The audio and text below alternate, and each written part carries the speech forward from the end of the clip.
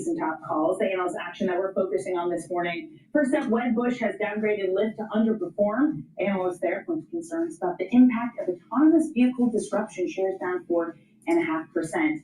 Next up, Truist raises its price target on. Hello, my name is Dr. Paul Cottrell. We are live streaming on Rumble, YouTube, and simulcasting on X Spaces. You can also see both versions of the live stream on my website, the-studio-reykjavik.com. If you like the work that I do, please help support by donating on my website. You can donate through Stripe, PayPal, or buy me a coffee. In addition, you can be a paid member to my Patreon channel or my Substack. That way, you are helping support the free content that I provide. I don't put stuff behind a paywall, but please help support the work. You can also help support the work by sharing the links, asking your social media to follow me. You can follow me on YouTube, Brighteon, Bitchute, Rumble, TikTok, Substack, Patreon, X, GETTR. So there's many ways to follow the work that I do. All the links are in the description of this video. So please share the links and ask your social media to follow me. I also have very great products out there.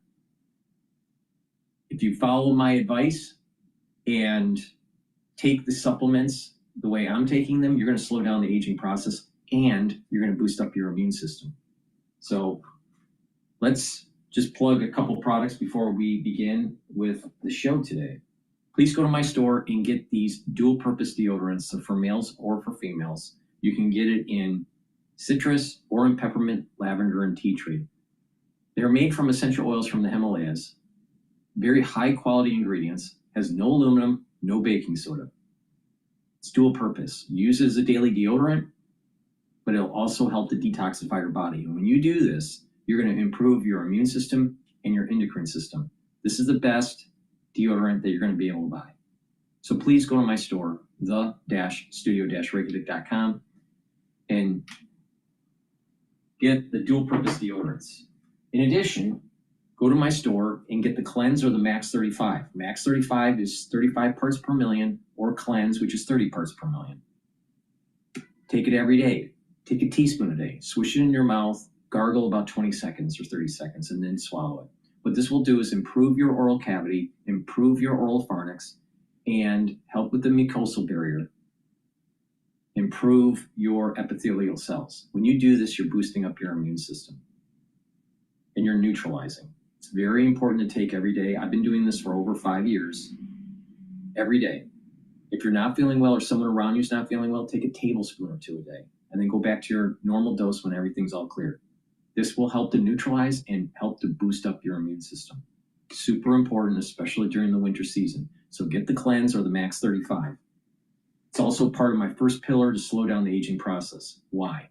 Because if you don't get sick, right? If you aren't chronically sick or you have something benign 2 or 3 times a year, if you mitigate that, then your body heals. It's not focused on trying to remodel the tissue that's been damaged through the benign sickness.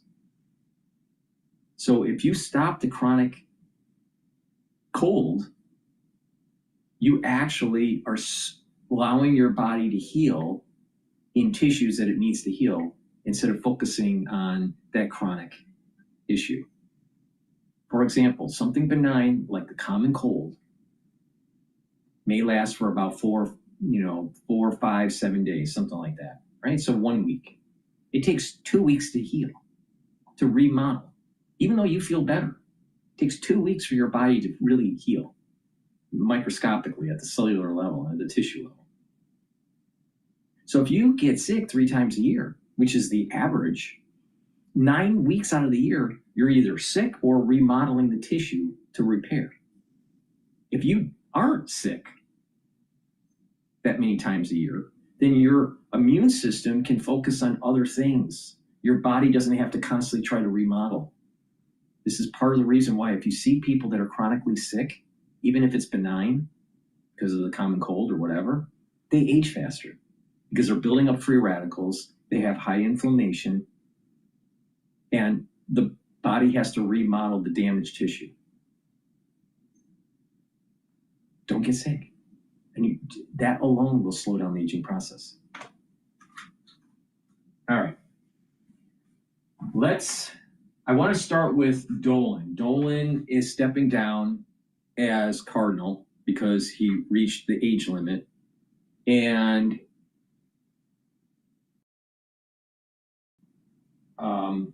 I think it's Hicks that's going to be the new archbishop for New York. He's from Chicago. Let's listen into Fox News. This is pretty big for the New York scene, for the ones that don't know. And I knew Dolan, Cardinal Dolan. Right? I don't know Hicks at all.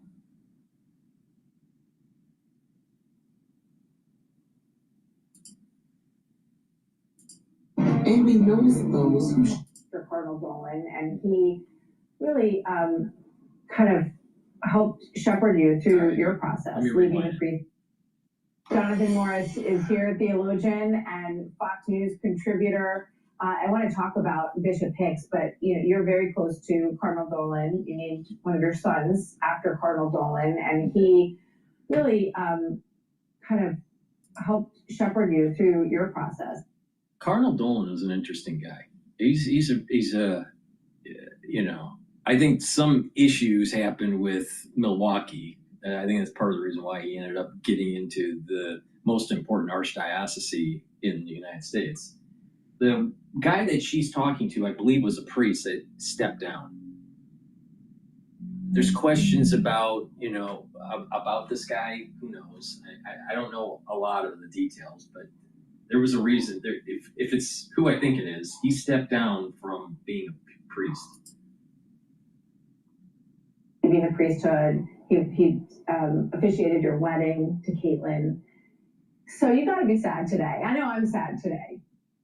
I am sad, but only Cardinal Dolan, because of his intellect, his wit, but also his dignity and kindness, could say, yeah, I'm being replaced today, just before Christmas. What a great Christmas gift. Mm-hmm.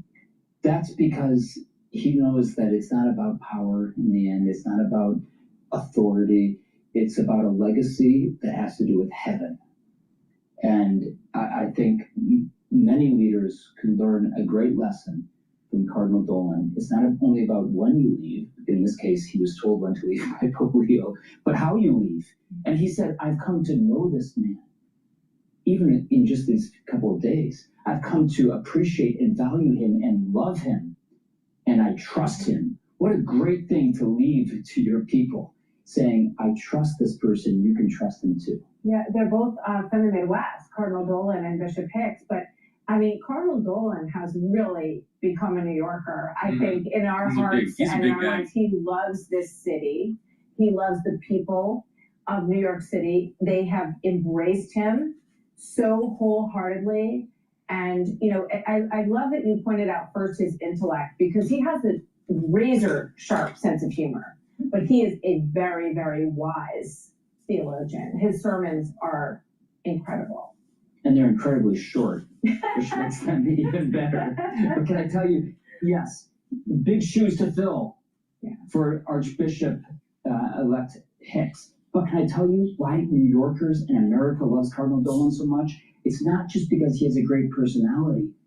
It's because they trust him, because he's authentic, because he's genuine. And Archbishop Hicks does not have to be Cardinal Dolan. He can just be himself. And everyone I've talked to, and I've talked to classmates, I've talked to people who've known him, and who have liked him, who have not liked him, they say he's a good man. And he loves Jesus. And that they're very happy for him, and New York is lucky to get him. Very much look forward to seeing him. Let's just quickly play this soundbite real quick with Maria. And we're going to have Cardinal Dolan here tomorrow live at 3 o'clock. Yes. When you turn 75, any bishop, pretty soon he's going to be retired. So people know that, and they'll start writing you.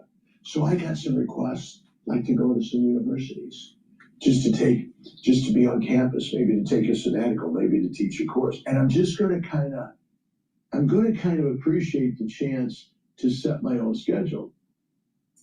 Well, we're so grateful to Cardinal Dolan for his incredible service here, and we look forward to speaking with him tomorrow. Jonathan, thank you so much for being here. a lot of Christmas ahead at St. Patrick's Cathedral in the coming days before Christmas. Hey, Sean Hannity here. Hey, click here to subscribe to Fox News YouTube.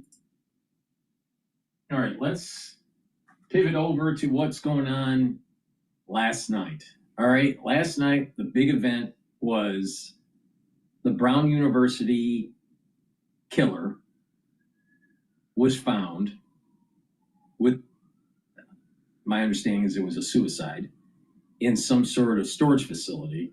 Now, I'm not sure if he committed suicide because he was surrounded by the police or they knew he was there and he already committed suicide.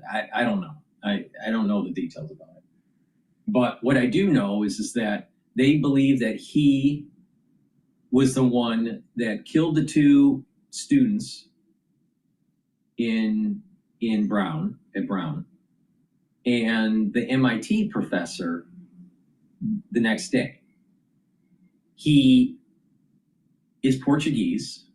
He ended up getting his green card through a lottery, which Trump is shutting down now. He used to live in Miami, Florida, or that was the last residence that he had. He was going to go into a Ph.D. program and didn't fully finish that Ph.D. program at Brown. So he knew the university. He was 48 years old, so roughly the same age as the professor at MIT. This individual wanted to get a PhD in physics. That seems kind of odd. And what was the deep connection between this individual that committed suicide, that was the perpetrator, and the MIT professor? Well, they're both Portuguese, but there must be some other reason. There must be some other reason. And I wouldn't be surprised that other people were targeted. Other people were going to be targeted.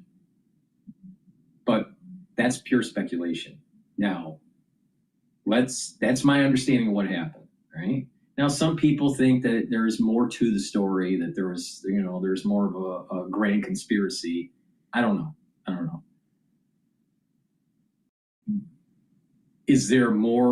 Are there more people involved, or was it just a lone wolf?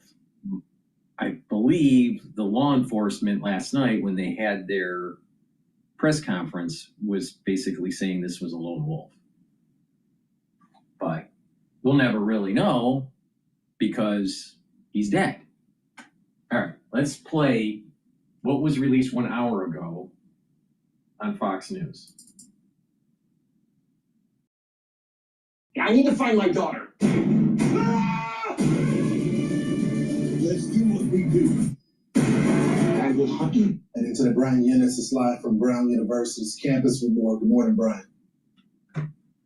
Good morning. Well, as Nate was just saying, police credit an anonymous tipster who called into the tip line on Tuesday, saying, frankly, that he had seen the shooter in the area just a couple hours before the shooting.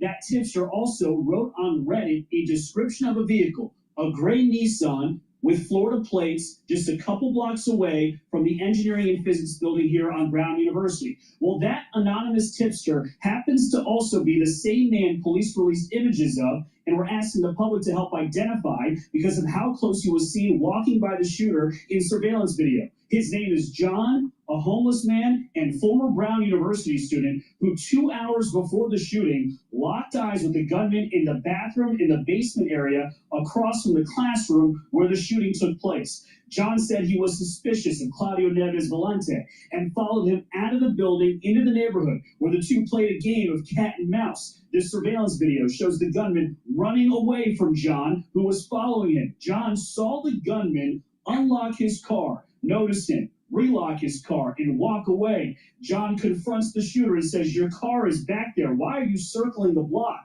The suspect responds, "Why are you harassing me?" Now, based on this tip, investigators say they reviewed surveillance footage and found a car matching that same description. Police then used flock cameras, license plate readers to identify the car. Neves Valente said he they said that he put a Maine license plate over his Florida license plate, which made it a little bit difficult, but eventually police traced that car to an Alamo car rental company in Boston. They matched the images, they traced the name, and that's where they were able to trace this Nevis Valente, to a storage unit under his name in Salem. Now, yesterday, I pressed police as to why a citizen is the person who noticed and grew suspicious of Nevis Valente when this person was here for at least a couple of weeks and walking around. Listen. Why did it take a citizen to notice a suspicious person right next to Brown University and not the police? And also, how long was the vehicle parked where it was? And was it days, hours, minutes? It appeared to be days as far as the evidence. Why would a civilian observe that to be suspicious? It's a great point. And I like the fact that you mentioned, and I'm bringing that up. That's what we should all be doing, right?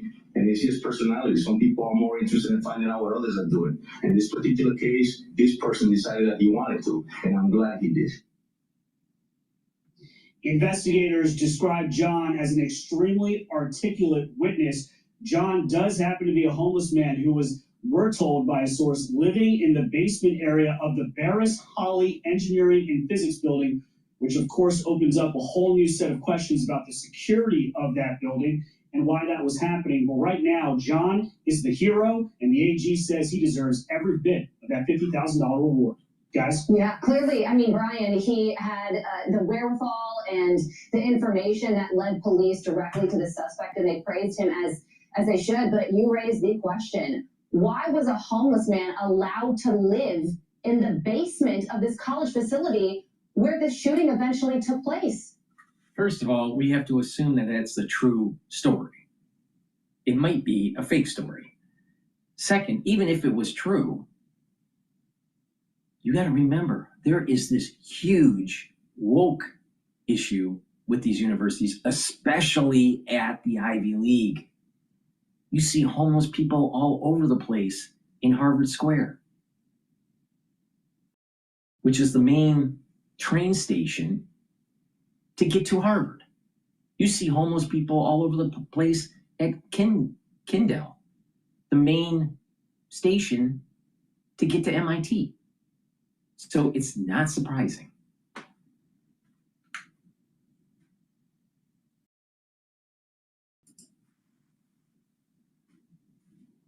Yeah, it really brings up a lot of questions about the lack of security in that building. And the Brown University president, Christina It's Paxson, not just the lack of pushed. security. Wake up, dude. You have an administration, a student body, donors, an alumni that's woke, that thinks that it's okay to just turn the whole society into socialism, turn the society into, a Hooverville. Last night hard about this. We know in the affidavit that there are only 2 cameras outside of this building, and there was no security guard at this building, which was not atypical. So this building was never guarded. There weren't enough cameras. So Right, breaking news here. UMich final December consumer sentiment data, 52.9, estimate was 53.5. So consumer gauge of the economy, how they feel, their emotion, their pathos, it's lower than expected. All right, let's continue. Unguarded, that they allowed somebody to live a homeless man to live in the building, an academic building. So again, John's a hero, but that brings up questions about security. He is a hero in this case, but Brian, they also have to grapple with something else. The shooting takes place that Saturday. Sunday, they arrest and then cut loose this person of interest. Initially, they told us that there was no connection between the shooting and that happened on that Monday. But now that we know that there is a connection, they gave him some time because they stopped the search, right? Yeah. They'll push back and say ultimately that was 24 hours and they were still looking at every single lead. But I will tell you this, the timeline that also is something that we got to really drill in on here is that a custodian in the Brown University Engineering and Physics building noticed Claudio Neves Valente on November 28th. That's 2 weeks before the shooting. So again, if a custodian thought that this person looked suspicious 2 weeks before, this person is walking around campus in and out of a building, where was Brown University Police? Where was the anybody? Notice he has his arms behind his back the way he's walking. I mean, you probably can't see it very well with the lighting, but he has his arms behind his back as he's standing there walking. And that would have said, you know what, let me ask this guy some questions. And that's really, that where the timeline, where a lot of questions are, Lawrence. So the other thing, do you think this homeless guy is eligible for the 50,000? Yeah, of course. According to the Attorney General, he thinks that he should get every dollar of it. Yeah. I don't see why. I think it would be very hard pressed, because without John, I don't think we're here today. I mean, he's the one that described the vehicle. Without the vehicle, they don't know who this is. Right. They don't find the connection to MIT, at least not yesterday. Well, and we know they wanted. We need to get our money up. So then when I was getting my money up through my girlfriend account, I told her she also has to. Just having your cash. Well, and we know he went to school with this guy in Portugal. So let's think about this. A homeless guy living in the basement of the engineering building is the one that actually approaches the perpetrator because he looks fishy. You didn't have any brown students in the engineering building willing to coordinate with other students, especially males, to go in teams to corner him in the building and also have a team outside to make sure no one leaves so he doesn't escape. Now you're talking about engineers. Now, not everybody in that building, because of studying for finals, were engineers, but you had many that were. Engineers are the most high IQ of all disciplines in university. The average IQ of an engineer is far higher than someone in humanities, someone in chemistry, someone in biology, someone in pre-med or pre-law or whatever. And the high IQ brown students in engineering couldn't coordinate and figure this out. They couldn't put on their MacGyver hat and figure it out. So a big part of the problem was that they were afraid. And the reason why they were afraid was because they probably didn't go into Boy Scouts.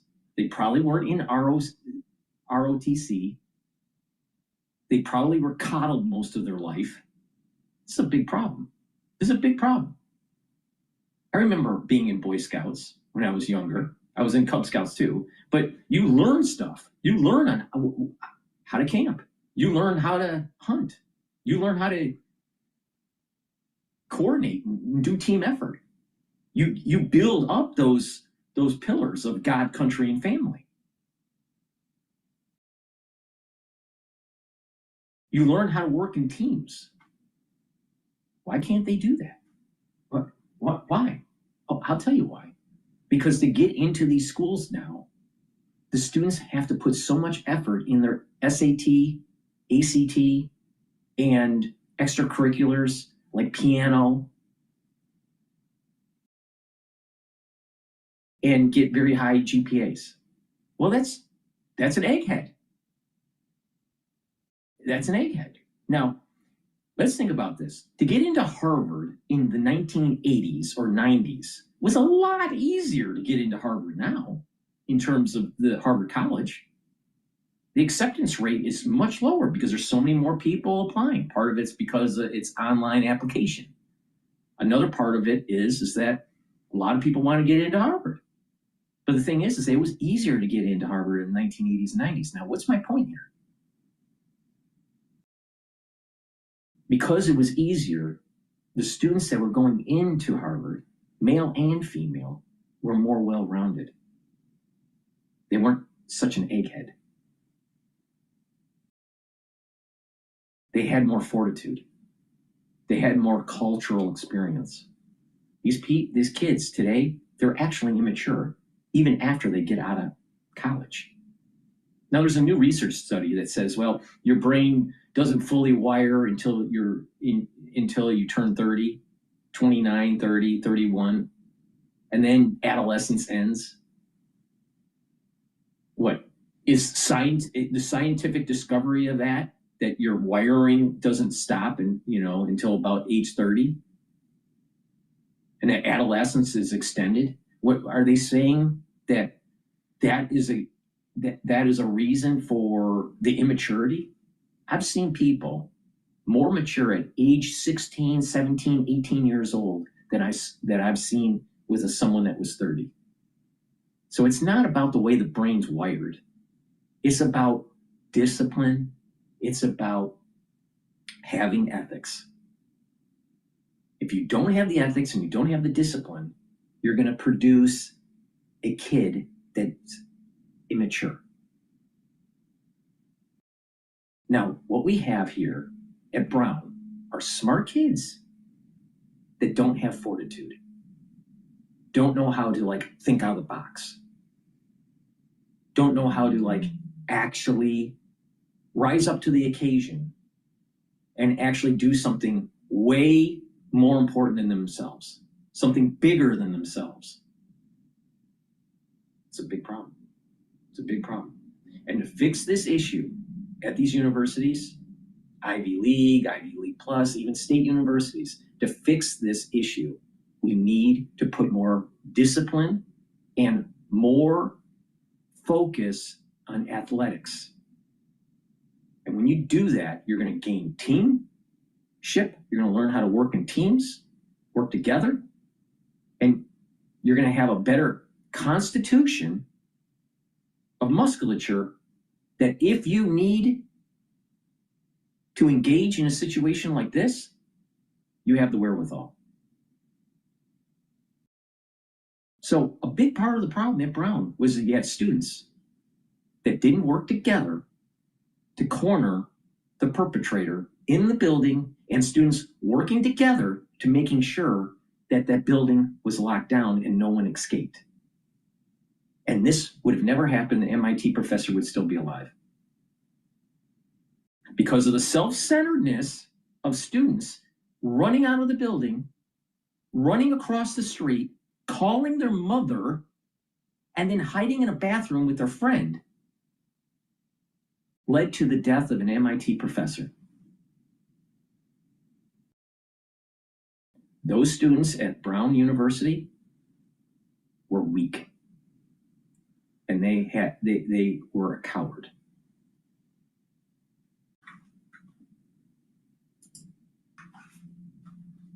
We know that he was probably spent a lot of time in that building in 2000 to 2001, that 1 year he spent at Brown. So those are indeed the connections. We'll probably find out his life fell apart in Miami. All right, Brian, thanks so much for joining the program. So the other thing they have to grapple with is that his visa overstay. I mean, we got to monitor this. We can't just have it. Most of the people that are in the country illegally right now are because of visa overstay. So if someone would have been proactive, followed up on this visa overstay, then this could prevent it. Of course, you got the cameras also as a part of that. Of course, you got eyewitness accounts. I didn't know about the overstay of the visa. I thought it was that he ended up with a lottery for a green card, but I maybe I'm wrong. They should have reacted more swiftly on that, but there's just a massive failure. And yesterday, Lawrence, what you're referring to is that we learned that this suspect entered the U.S. through what's called the Diversity Lottery Immigrant Visa Program in 2017 and was granted a green card as a result. And yesterday, Kristi Noem says that program has officially been suspended. She posted this on X in part. In 2017, President Trump fought to end this program following the devastating New York City truck ramming by an ISIS terrorist who entered under the DV1 program and murdered 8 people. I want to switch over to the data that's just being released by Bloomberg here. This breaking news. Worse off than we were about a year ago.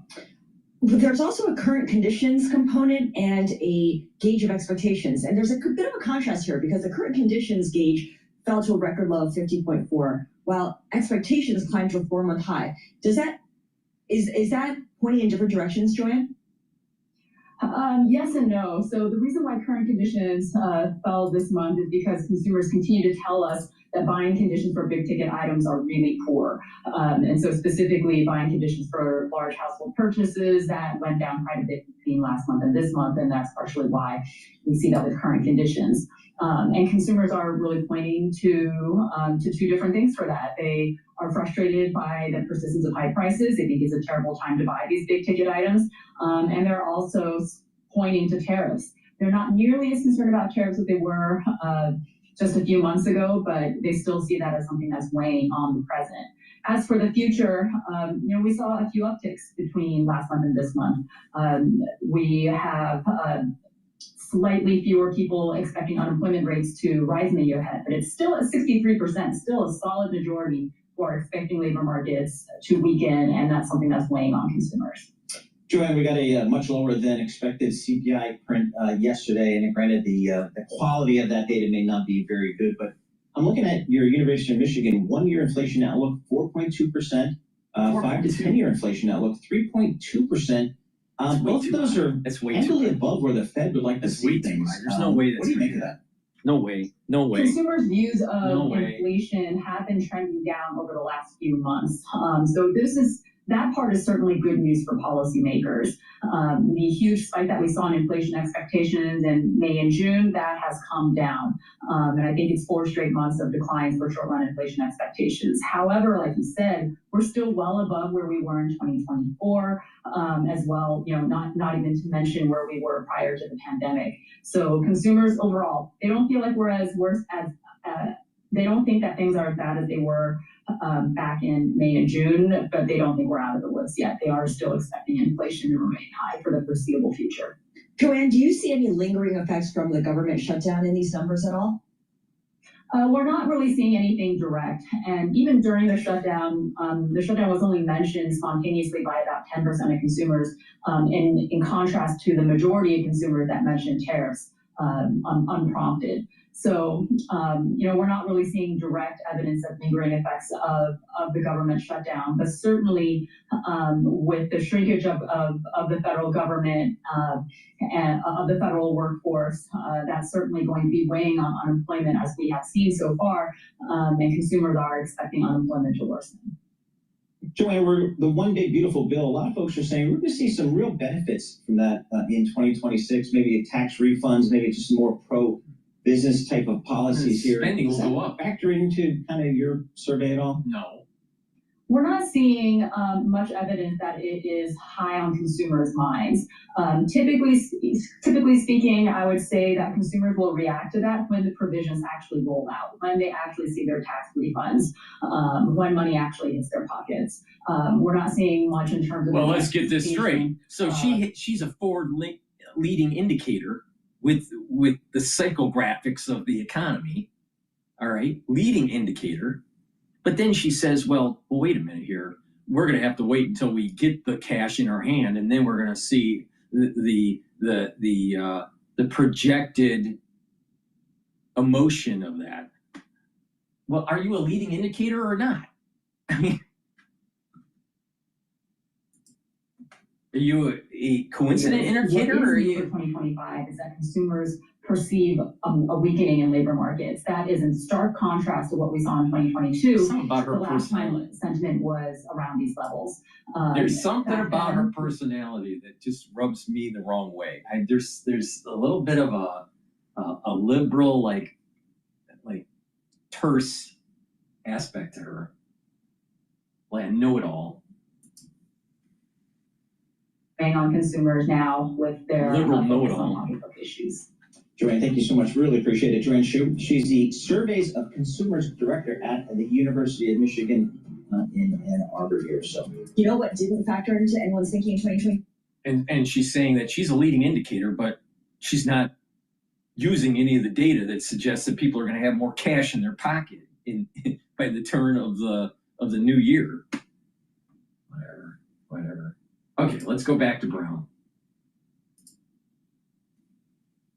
In Trump's direction, I am immediately directing USCIS to pause the DV1 program to ensure no more Americans are harmed by this disastrous program. And this is a program, it's a lottery where about 50,000 immigrants from various countries around the world are selected via computer system to come into this country. I actually know somebody from Nepal who came in this way, and he said that he was shocked when this happened to him, and he didn't even know exactly how his name was entered into this computer system. It changed his life as a result, and he's doing great work here now. But the president has always said merit-based is better. This is a diversity system, so he wanted to change it in 2017, and now it's suspended today. Yeah, in September 14th, they said he went from a diversity immigrant visa, and then they said he was lawfully admitted as a legal permanent resident at JFK Airport back in 2017. He ends up in Miami, sadly, this professor, same age, same time, former classmates, that family probably knows about him, but they had the professor that was killed, who evidently is a genius, was killed with his family, with his kids upstairs. So he gets assassinated, and Lawrence, to your point, I know investigations aren't easy, but did they put their foot off the gas? They did. Yeah, I mean, it's not even debatable. Right, so they put their foot off the gas, and then they told everyone, don't worry about it, you're not in danger. Clearly, these people were in danger. Right. So you had a crazy gunman out there, and then the next thing you know, the professor's dead on Monday. If they're able to pivot a different direction, a more accurate direction, if they're able to get to the building quicker before the shooting stopped, or close to when the shooting stopped, and not 10, 20 minutes, maybe that professor's alive today. They stopped the manhunt. That's the bottom line, and they're going to have to deal with that in the coming days. Want even more Fox News on YouTube? Become a Fox News Patriot today. Click join to find out how.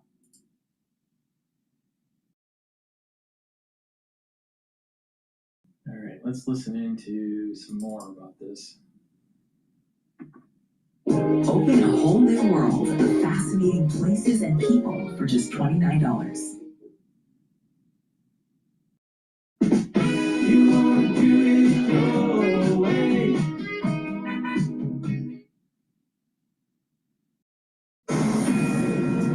A Fox News alert now. If you are just waking up this morning, the man believed to have murdered students at Brown University and a professor at MIT has been found dead inside a storage facility in New Hampshire. But there are still plenty of unanswered questions. We're still investigating the motive in this case and trying to, because like I said, he was very careful in his communications, and we just don't have any information right now to answer that question. But when we get that information, we will share it. Retired FBI Supervisory Special Agent Scott Duffy joins me now. Scott, right now, how are investigators piecing together a motive, specifically why this suspect killed 2 teenage students that weren't even born when this guy reportedly attended Brown University, the same university where the shooting took place and where those 2 individuals died? Yeah, good morning, Todd. Yeah, same questions as myself and the rest of us watching, but most importantly, investigators are already digging deep. So you have an individual that, from all reports, right, has been at the university 20 to 25 years ago, and then all of a sudden surfaces without us knowing what has brought him back to the university. The connection to the MIT professor, other than both being Portuguese, what is their connections in the past, perhaps being classmates, etc. But what took place in these last 20 some odd years that has brought this person back to Brown University and ultimately on the footsteps of this MIT professor's residence, and to have done unspeakable harm. So investigators are definitely digging deep to see what was that trigger, what took place that caused him to come here and do unspeakable acts. You saw on the full screen that we just showed, he lived in Miami, Florida, prior to all this. He also planned this pretty extensively, from the storage unit up in New Hampshire to that rental car with Florida plates that he covered up then with Maine plates. That level of preparation, albeit not perfect because obviously they found him, but that level of preparation, what does it tell you about his state of mind? Yeah. Regardless of what was going through his mind, perhaps some sort of mental health component, but he knew exactly what he was doing. The fact that we are seeing pieces of evidence that are going back months in planning, all this takes a lot to be able to have these communications where he is perhaps changing SIM cards, using different apps to throw off authorities. So he was already thinking ahead of, I'm going to try to stay one step ahead of authorities and do what I do. I'm not quite sure if he was done. It just seemed like this was over a period of 6 days, finding him, with Saturday going to Brown University, and then just a few days later to the MIT professor, and then being able to continue to escape authorities and wind up where he was found in a storage unit in New Hampshire. Interesting point there. You don't think he was done, but yet he killed himself apparently when authorities started moving in. Just quickly, how do you square that circle, Scott? Yeah, so it's a tremendous amount of planning. And so the Brown University, even though he had gone there, what was his target? Who was his target, as opposed to just going to that very campus, that very building that he was at? And then what happened with him and this MIT professor, whether it be years ago or did something recently take place that caused him to want to commit these acts? So I believe something was going through his mind, perhaps over the years, but typically you can only go back 3 to 6 months and you should be able to find what was that trigger that started him on this path. It just seemed that this was an anomaly, an exception to your typical active shooter going into a location to do the most harm in the shortest period of time. And then ultimately, they are typically met either with law enforcement being able to stop that threat, or somebody taking their own life. Yes, he took his own life, but it was some point afterwards. Sure. The manhunt is over. The quest for answers just beginning. Scott Duffy, thank you, sir. I'm Steve Ducey. I'm Brian Kilmeade. And I'm Ainsley Earhart. And click here to subscribe to the Fox News. Live Now is talking about this subject matter, so let's listen in on this live stream from Live Now. The Onion, and learn a lot from this individual. And as the investigation here continues, one thing that I did want to point out, on the day of, there was that shelter in place that was issued for Brown University. But speaking on kind of a federal level there, when you're talking about Homeland Security, a situation like this, what is the point where investigators or federal law enforcement will say we need to actually raise the threat level overall for the entire country? What? The threat level across overall the country comes on, usually holidays, Hanukkah, Christmas, 4th of July, as we did in the past. I mean, 20 years ago, we had the red, orange, the duct tape, as I recall. Now it's more centralized. I can't recall the last time that we've raised the threat level nationally, usually around airports, be vigilant, whatever is happening around the country. As we saw on Bondi Beach on Monday and Hanukkah, and I'm sure that all of the Jewish facilities, stepped up their security anyway. Whatever's happening around the world does have an effect on what happens here in the United States. But the days of raising the threat level for the whole national level, like we did after 9/11, we haven't seen that often. But we do still need to, make individuals vigilant, but feel safe when they're in the travels and going about day-to-day life activities.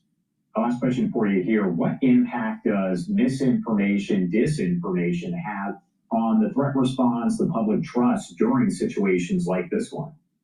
Yeah, it was big, and we did see AI photos out there, someone trying to stir the pot, potentially link this to someone else, not saying a swatting incident, but try to implement someone else. And we had a suspect early on Saturday night. How did we get there with that suspect? Did someone have a grievance against that individual, Mr. Erickson, I recall? Folks kind of jumped the gun there and say, we had a suspect, we're good to go. But second time, you really couldn't screw that up, and we didn't. So Ed Cash, thank you so much for taking the time to join us here. Anything we missed? Anything you want to make sure to add here before I let you go? No, the team up here in New England works very well as a regional team. All of these locations are close. They'll learn from this. They'll get better, and they'll respond quicker and more accurate the next time. I think this was a successful capture, but all of these events, you learn more and more, and you get better because the bad guys are trying to get better as well. It's offense versus defense, and I think our law enforcement will learn from this and do better. All right, Ed Cash there, Homeland Security. But the same thing happens with the perpetrators. They listen to how they figure out how they do the investigation, and the perpetrators learn from previous perpetrators, and they figure a way around it. So it's a never-ending do loop between law enforcement and the perpetrators. Please go to my store, the-studio-reykjavik.com, and get the structural nano silver soaps. These soaps are very high quality. They will neutralize, help the health of your skin. Use them every day. I use these every day, very high quality. All right. So if you want better skin, get these soaps. Now you can get it in peppermint, in lavender, also in lemongrass and charcoal tea tree. So go to my store, the-studio-reykjavik.com. Use discount 5. Get $5 off any order. It's discount, all caps, the number 5. If you spend $100 or more, you get a free gift. And get a few bars for your household. These are very high quality soaps that will help with your skin, the health of your skin. Super important. All right. And also go to my store and get the magnesium and zinc and the vitamin C and magnesium. Vitamin C and magnesium will help with your skin, help boost up your immune system, and help with your brain function. Magnesium is super important for brain function and to increase the efficacy of vitamin D3. Vitamin and zinc boosts up the immune system and helps with brain function. Take them together. They're a powerful stack. It's synergistic. Now, you do this every day, guess what? Your immune system is going to be better and your brain's going to be better. But especially take this during the winter season. You want to boost up that immune system, and if you're not feeling well, take a double dose. Take 1 dose in the morning, take another dose in the evening. All right, with that, let's listen in to another strike by the Department of War.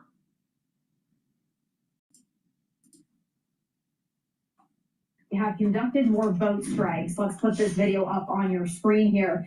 The U.S. military said yesterday that it had conducted 2 more strikes against boats it said were smuggling drugs in the Eastern Pacific Ocean, killing 5 people. That's just some of the video on your screen there, but I wanted to pull this up here quickly. This is a post from U.S. Southern Command on social media. It says, on December 18th, at the direction of SecWar Pete Hegseth, Joint Task Force Southern Spear conducted lethal kinetic strikes on 2 vessels operated by designated terrorist organizations in international waters.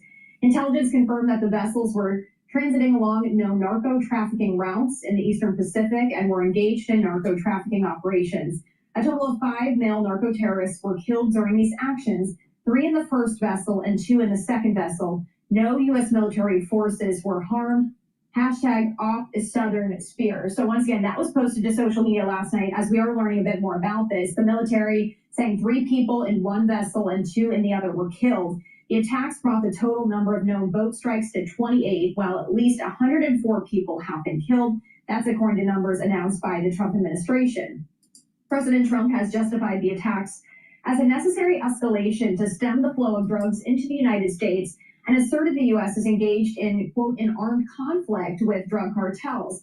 This all coming after the Senate gave final passage on Wednesday to an annual military policy bill that will authorize $901 billion in defense programs, while pressuring Defense Secretary Pete Hegseth to provide lawmakers with video of strikes on alleged drug boats in international water near Venezuela.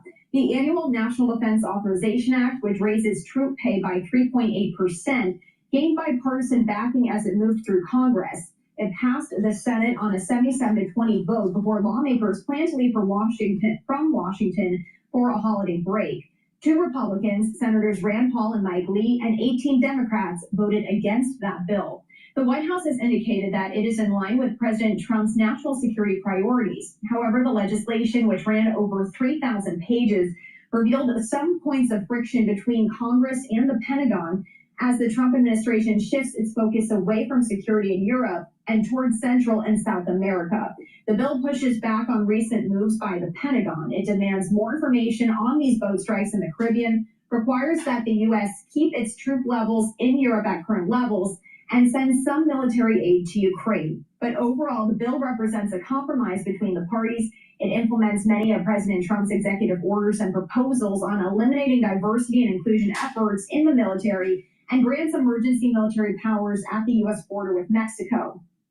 Still, the bill did face objections, both from Democratic and Republican leadership on the Senate Commerce Committee and the head of the National Transportation Safety Board. And that's because the legislation could allow military aircraft to obtain a waiver to operate without broadcasting their precise location, as an Army helicopter had done before a mid-air collision with an airliner over Washington, D.C. back in January. To address those concerns, the Senate advanced a bill to require all military and civilian aircraft to broadcast their locations. That bill will now go to the House, and Senator Ted Cruz says he's optimistic it could reach the president's desk as soon as next month. So a lot of backstory there for you, but we do bring you this breaking news as we do know now. The U.S. military is saying just last night it had conducted 2 more strikes against boats it said were smuggling drugs in the Eastern Pacific Ocean, once again killing 5 people. Words and music. Which comes first?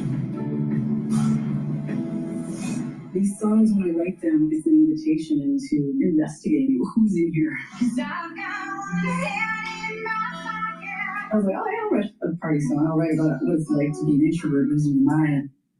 All right, let's listen into significant labor problem.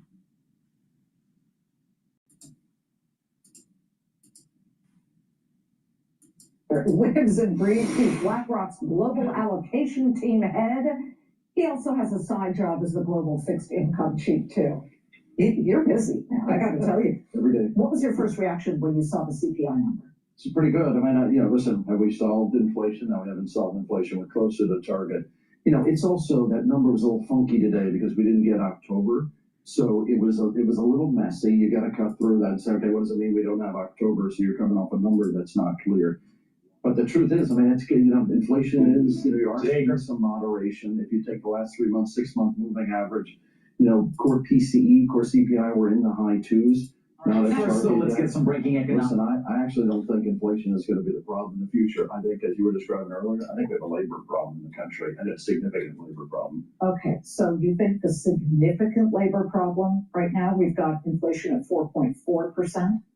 How significant is that? I mean, historically, it's still rather low. Yeah, unemployment rate. Correct. Yeah, so when you actually break down, so 4.4 is not a disastrous number, but it is trending up. It was 4.1 a couple of months ago. It is trending up. If you get underneath the surface and you look at what I think is a real problem, if you take youth unemployment, people 20 to 24 years old, 11%. it's 8.3%. Millennials are having a super hard time today. If you take lower skilled jobs, you take the U6s. Using lower numbers. It's at 11%. We have an incredible bifurcation economy today. Young people having a really hard time. You saw in the Michigan survey, it's the hardest time getting a job. It's since they've been doing the survey. It's very, very challenged. When we have low income, young people, small business are really struggling. And I think that is the problem. And I think that unemployment rate is going to keep trending up, but particularly making it difficult for that cohort. So when you look at some of this data, it could very well be distorted due to the government shutdown. But does anything about it say to you that it's legitimate to spur portfolio changes?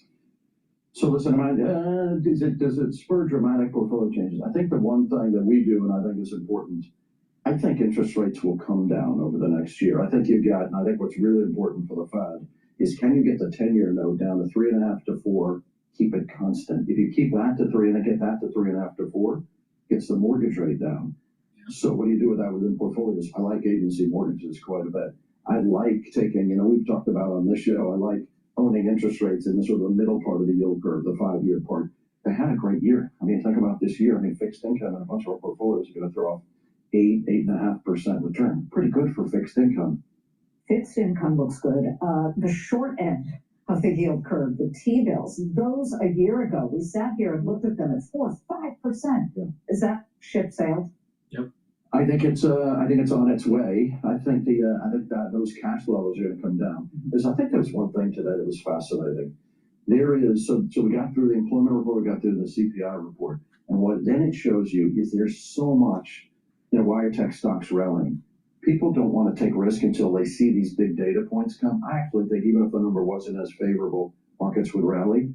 There is a ton of money sitting in cash. There's $8 trillion sitting in money market funds. What happens is as long as you get benign economic data, and as long as you have a Fed that is receptive to moving and moving that rate down, equity markets will continue to do well. They go directly into the very area that's already had a huge run up. You're talking about risky assets like maybe the AI names or AI adjacent. And I mean, right around now, the fear is starting to creep in there. So yeah, let me just get you on rates. Yeah. The market is only pricing in 2 rate cuts in 2026. Yeah. Are you with that? I'm with it and by the way, I would do it sooner. I think you can get those 2 rate cuts done. Yes, I think markets are not pricing January after the Fed just went. I think there's odds. That's not very much. No, I like those odds. Okay. I actually think you take the labor report, you take what is benign inflation. I think the Fed should get the equilibrium funds rate should be closer to 3. If you take 5-year inflation break-evens, the expectations on inflation, it's 2.28%. If you get the funds rate to 3, you're still well above the expected rate of inflation. So I think you have to get there. I think they'll do 2 cuts. Okay. I think they'll do more than that, and I think you can do more than that. I know you're not going to answer this, but I'm asking. I'm going for it. President said he really liked Chris Waller, but he also said there are 4 candidates. Yeah. We know Kevin Hassett. We know Kevin Warsh. Now Chris Waller. Are you the 4th? So we go back to the CPI report. The CPI report. No, you're right. I can't really answer, but I think the first time I got to talk about it was when I was on the show with you, and I said, as I'll say again, it was the biggest honor in my life to be in this consideration. But I know I've got to focus on that the S&P is going to be finish the day on the upside. You don't see any recession signals at all, do you? No, I don't. I think. So I'll break that down a little bit. No, I don't. In the economy, first of all, we have fiscal tailwind. We have tax receipt dynamics that are at play. You've got AI CapEx spend that's significant. However, you have an economy that's operating well on a couple of cylinders. We're talking about it's actually an extraordinary thing, and nobody's ever seen this generation. What's driving consumption is people 55 and above, older savers, and it's incredible about how consumption is concentrated there. That group is doing well. We'll continue to keep consumption in a good spot, and then CapEx spend, AI.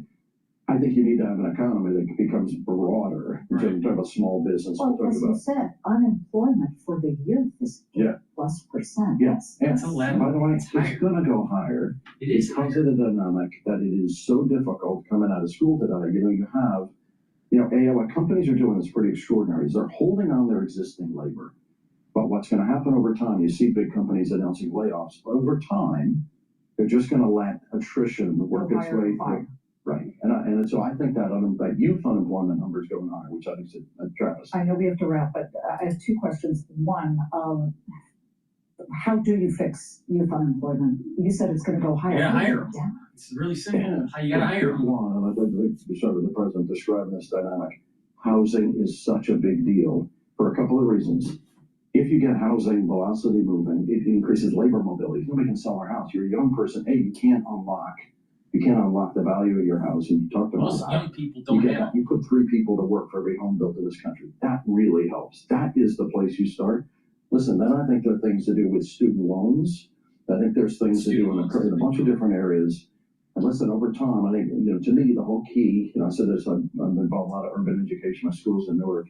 The key is education is the key. And because you don't really know how the transition is going to, but lower skill jobs are going away. Austin Goolsbee, Chicago Fed president, coming up. What's your question for him? So, my question is, can you balance inflation versus labor today and get to the place where I think the equilibrium rate is lower than where we sit today? Do you agree with that? Or you think you just got to be a bit careful and deliberate in getting that rate lowered? Great to see you. Thanks for having me on. Happy holidays. So glad.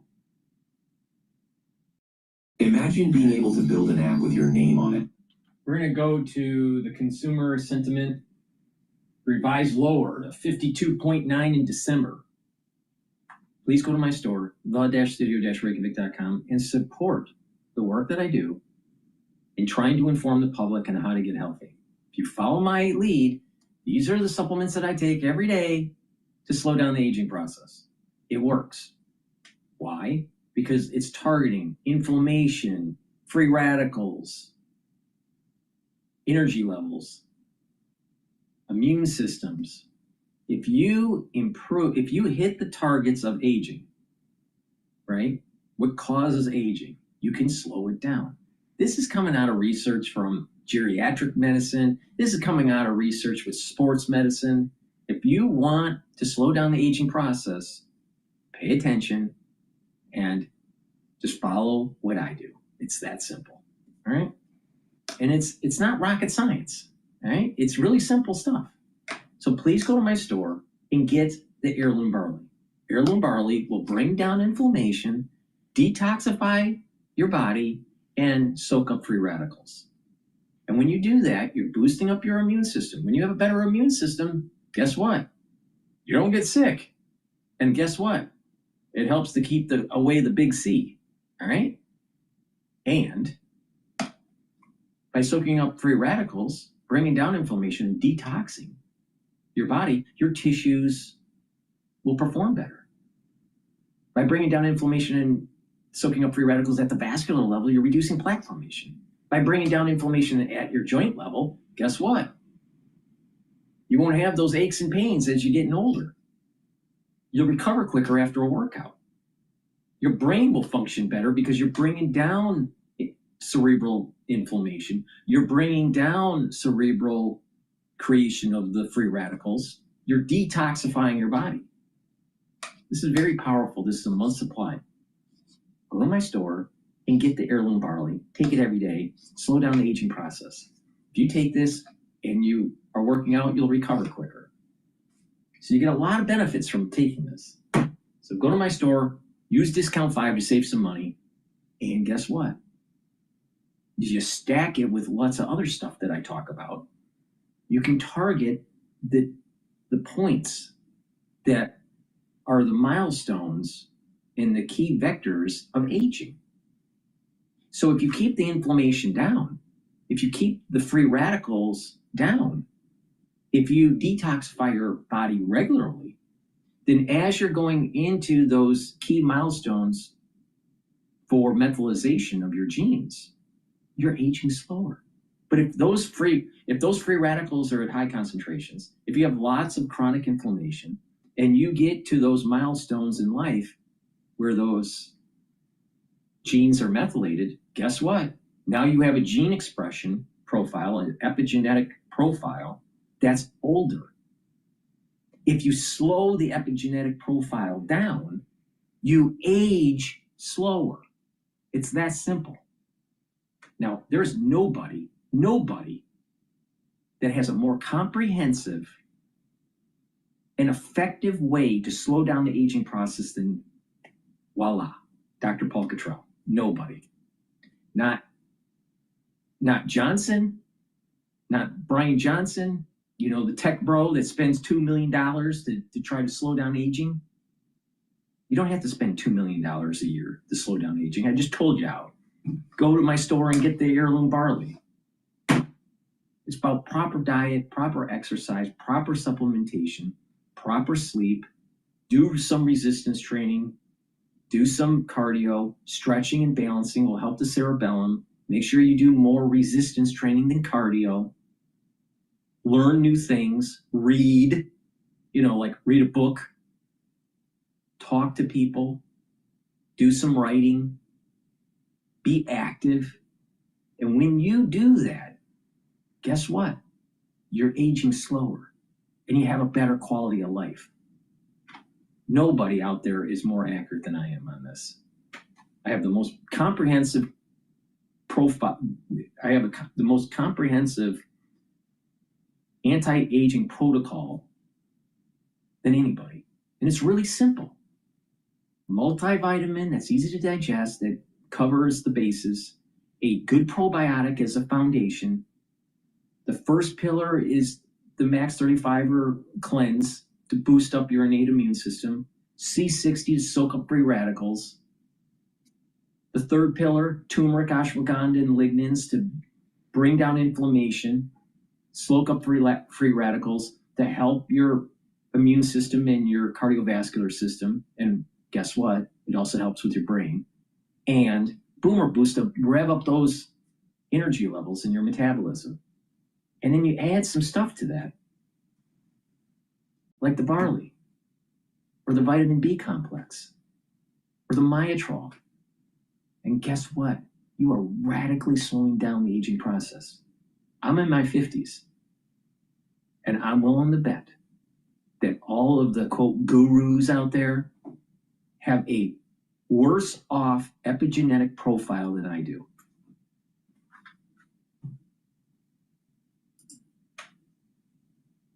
Like data that's just crossing. Rick Santelli has it for us. Rick? Yes, David, indeed. These are the December final reads on University of Michigan sentiment and the inflation metrics embedded in this report. So the mid-month read gets tossed. 53.3 was the mid-month read on the headline. It now moves lower to 52.9. That'll be the weakest since it was 51 in November. And I'd like to point out that if you look at the absolute low, it is 50 from June of 22. We're not far away from the low going back to my database in the 70s. Now, if we look at current conditions, same dynamic. 50.7 mid-month becomes 50.4, and 50.4 is a new all-time low, replacing the 50.7. Also, my database goes back into the 1970s. Look at expectations. Same dynamic. Mid-month, 55 now becomes 54.6, and 54.6 would be the weakest since November when it was 51. And finally, on the inflation front, well, 4.2, it replaces 4.1. It's 1/10 hotter on the 1-year inflation. On the 5 to 10-year inflation rate, it remains the same at 3.2%. And I must point out that the equity markets are making new highs on the Dow Jones Industrial Average for the session on this data. And it's weaker than expected and pretty much a punt on inflation data. So no surprises. But I will also point out University of Michigan has not kept up with what it normally does, and that is correlate with the equity moves. It's hard to put into words the horrors that we've witnessed every day during our time here. We're going to go Entire to MS families now. come into the... We're going to go to MS now, and they're talking about Trump's hits with the drug boats and, you know, the Venezuela war that's coming. I think we should have a Venezuelan war. And, oh, by the way, I think you'll make money on it if you follow my lead. I think there's going to be a $4 to $5 blip up in crude oil. I think the part of the reason why there's so much oil on the market is to be the shock absorber when we do hit Venezuela. Now, what's going to happen is that we hit, I think oil will go up $4 to $5 and then come back down. So what you're going to do is you make your money on the way up, and then you short it and you make your money on the way down. Now, the question is will natural gas do the same thing? So you got to be really careful with natural gas. There may be too much on the market. Right now, natural gas is trading at 3.94. And if we hit Venezuela at this moment in time, which we're not, but let's say if we did, it might go up to like 4.2, 4.3. You got to be really careful with natural gas. It's pretty volatile. It'll go up. Like yesterday, it was trading at 4.2, and then it came back down. So you got to worry about that. Right now, we're at 56. So I think that there's an agreement with Trump and with MDS over in Saudi Arabia, flood the market with some oil, wait for the hit in Venezuela, and then there's going to be a price spike. That's what I'm waiting for. Now, a lot of energy traders are saying the same thing, and if you've been paying attention, right before Trump was making that speech, about how the economy was, a lot of people thought that he was going to say he was going to be hitting Venezuela, and the energy market was starting to tick up just before his announcement. And then it started petering off and started selling because he didn't say anything about Venezuela hit. So I'm surprised he hasn't hit it yet. Now, George Washington crossed the Delaware River to kill our enemy, the Germans that were helping the British during the Revolution. All right, so he crosses on Christmas Eve to kill Germans and then crosses back. So I wouldn't be surprised. And I think it would be actually a great thing in American history to actually have that echo in the military campaign with Venezuela, to actually strike Venezuela either on Christmas Eve or Christmas Day. Now, it would be awesome if he did. Now, the sad thing is that the markets would be closed and you wouldn't see oil go up. So that may be part of the reason why he would do it, is to try to dampen that spike in oil. We'll see. But I think that there is some probability of him doing it on Christmas Eve or Christmas Day.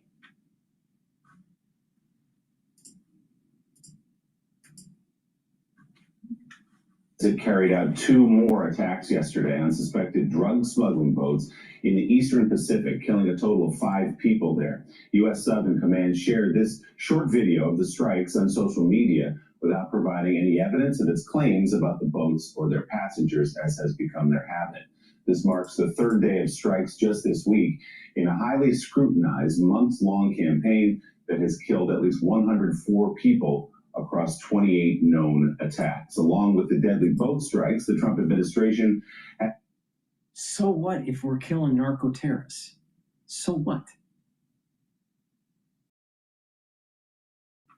But MS now, like they're bystanders, like this was collateral damage. I mean, is MSN for the narcos? I mean, come on. What's wrong with killing these guys? I think Americans should just, keep on, pushing for this. Why would we want to stop? You can't take MS now. It's a bunch of liberals. And oh, by the way, a lot of them are coming from intelligentsia universities.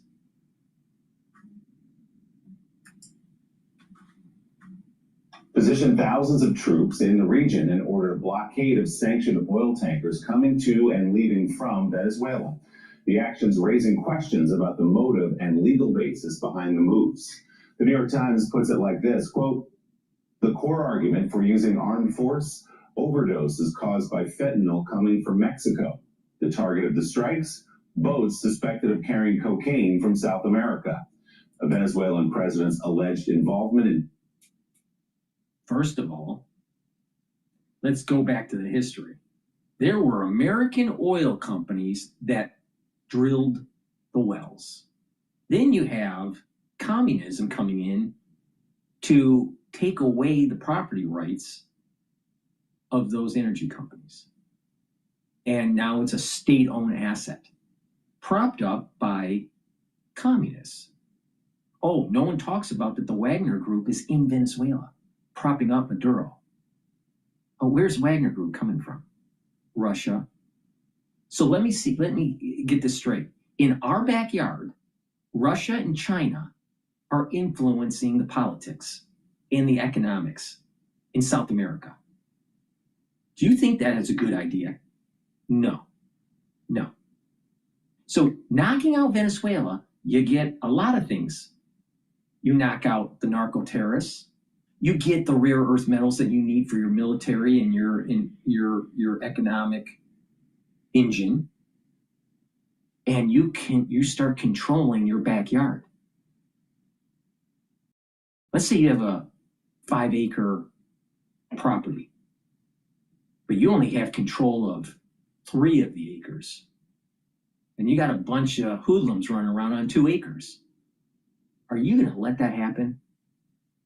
Well, if you're an American, especially in Texas, the answer would be no.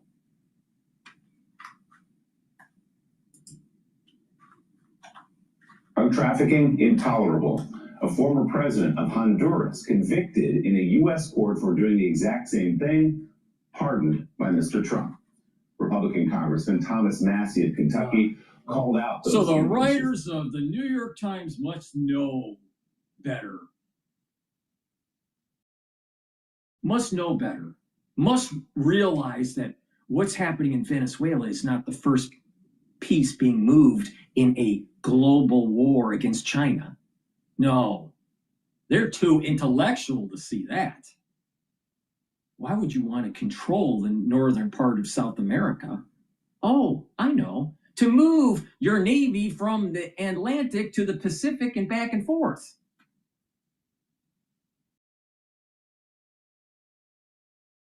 Don't fall into the trap of the stupid liberal, aka the New York Times. He's in question the administration's goals in Venezuela during a floor speech this week on Capitol Hill. The framers understood a simple truth. To the extent that war-making power devolves to one person, liberty dissolves. If the president believes military action against Venezuela is justified and needed, he should make the case and Congress should vote before American lives and treasure are spent on regime change in South America. Let's be honest about likely outcomes. Do we truly believe that Nicolas Maduro will be replaced by a modern-day George Washington? How did that work out? In Cuba, Libya, Iraq, or Syria? Previous presidents told us to go to war over WMDs, weapons of mass destruction that did not exist.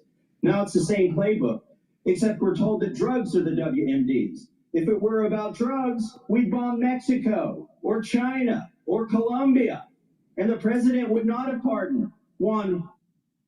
Okay, let's bomb them. Big deal. Let's just bomb everybody.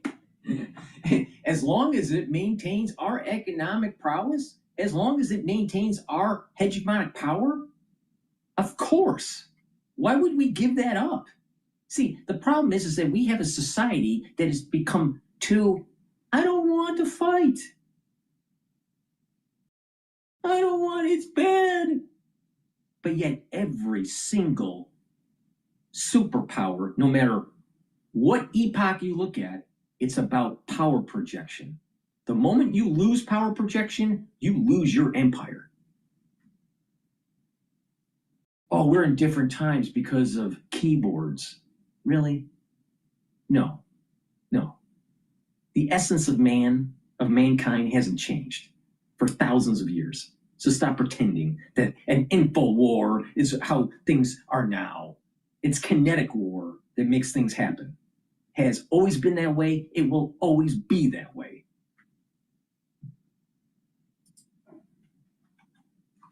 Rolando Hernandez. This is about oil and regime change. That is Republican Congressman Thomas Massey of Kentucky. In a new phone interview with NBC News, President Trump... And what is wrong with that? Again, Venezuela took the rights of American companies' property through their communistic, socialistic takeover. So they stole the oil. They stole American property. So are we going to really, what's about the property rights here? No, what happened was that Venezuela is communist. It has a socialistic state-owned enterprise. So we're taking it back. But even if you don't want to accept that as the real history, all right? We need the heavy crude because most of our oil is light crude. We need the heavy crude. So what's wrong with us taking it? Because are we supposed to lose the war with China? How's that going to be for your portfolio? How's that going to help with your retirement? How's that going to help with your overall lifestyle?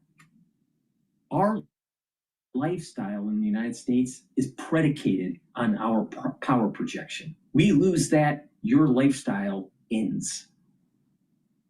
Now, why?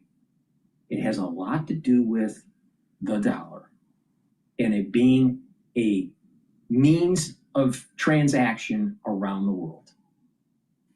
Now, the moment you stop that in the United States, your economic prosperity starts to decline. Those are just the simple facts.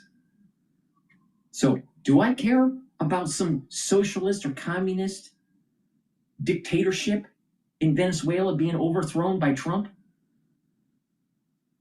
I don't feel bad. Take the fucking oil.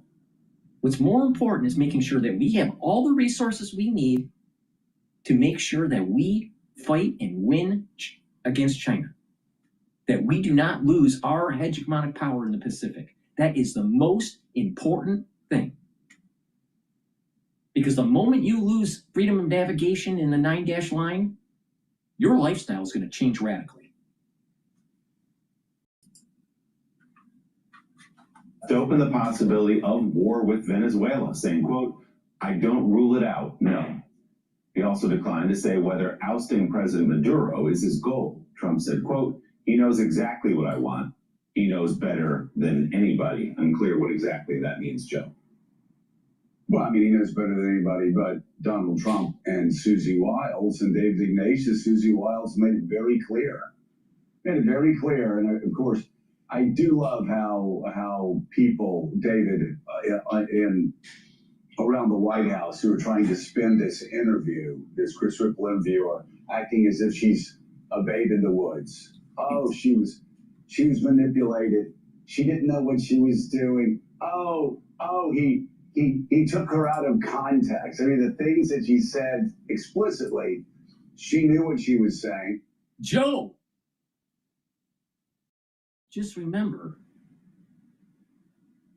you were banging Monica, before, you should have. And oh, by the way, what happened to that intern when you were in Congress? People would like to know. Oh, part of the intelligentsia that's going to tell you that knocking out Venezuela is a bad thing.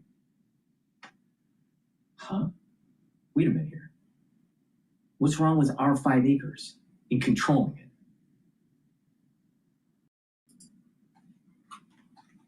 She also knew, there are many things that she said would probably end up being quoted in courtrooms in future cases, whether you're talking about political prosecutions, whether you're talking about a challenge to this war. But in this specific case, the president's chief of staff said it's about regime change.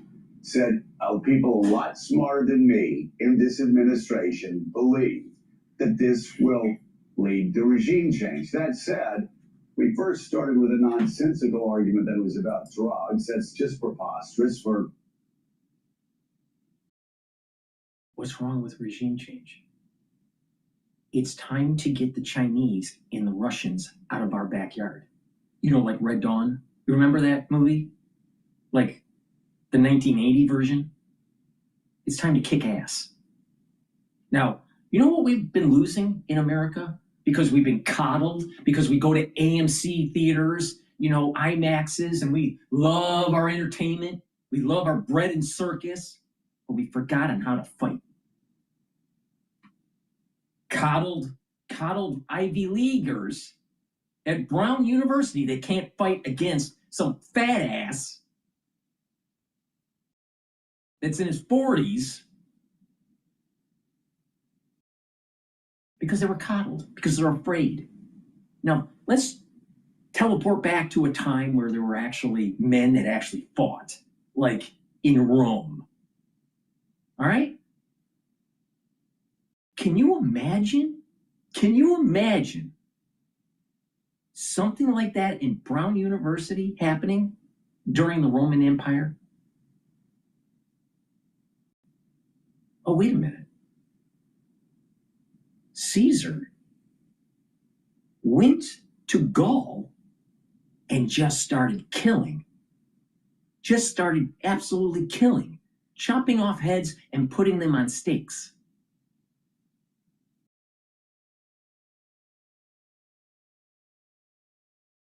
To tell people the frontier that the Romans are here and not to fuck with us. That's the kind of ethos we need. We need to have a killer instinct. And this is the reason why Hegseth is saying it's a Department of War now, not a Department of Defense. Because the Department of Defense inherently in the terminology is you're less aggressive. There's nothing wrong with being aggressive, as long as that you also couple it with logic. And if you really pay attention to the real leaders of Rome, the generals, they coupled their prowess strategically and their courage on the battlefield with learning. So they coupled body and mind, which is an ethic of Greeks, body and mind. If you're just an egghead, you're doing it wrong. If you're just a jock, you're doing it wrong. But if you're both, boom, that's the secret sauce. So if you're a smart guy and you're a fat ass, too bad. Did it wrong. If you're a weakling and you're an egghead, you did it wrong. You couple both of them together.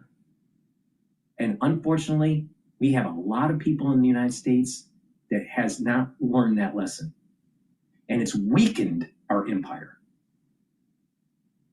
People like this right here, right here.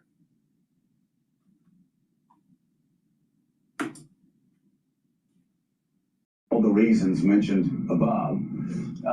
And Donald Trump now talking about oil, which actually does make more sense, because remember when he was told that in 2016, when he said we should have gone into Iraq and seized their oil, he was reminded that that was a war crime.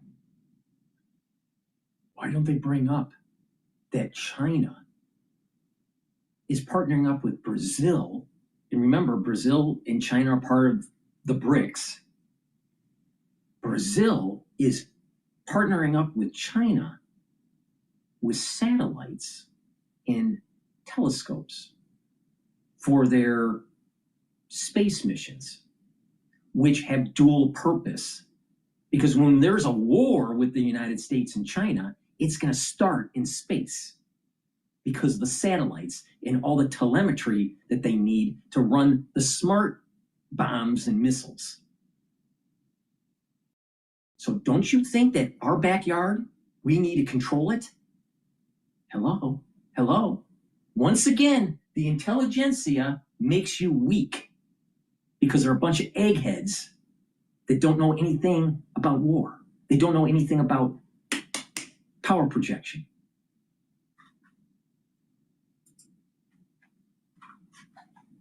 Didn't care, wants to go after oil here.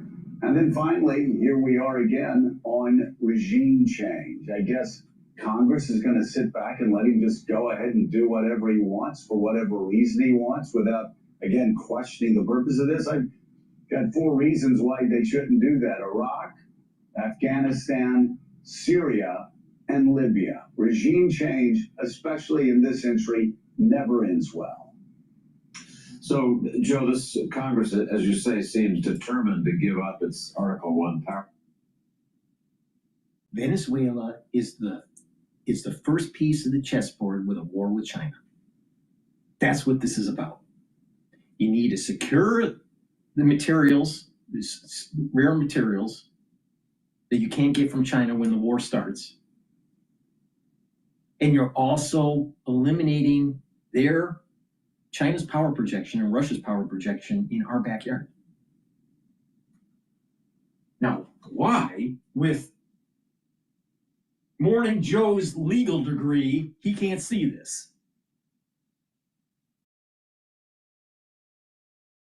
I mean, doesn't anybody have any balls? Where's the testosterone? Where's that fighter mentality? I mean, what is it? I mean, we are not going to be an empire if we don't think like what I'm saying. If we're going to end up being France, we're going to end up being like France if we follow Morning Joe.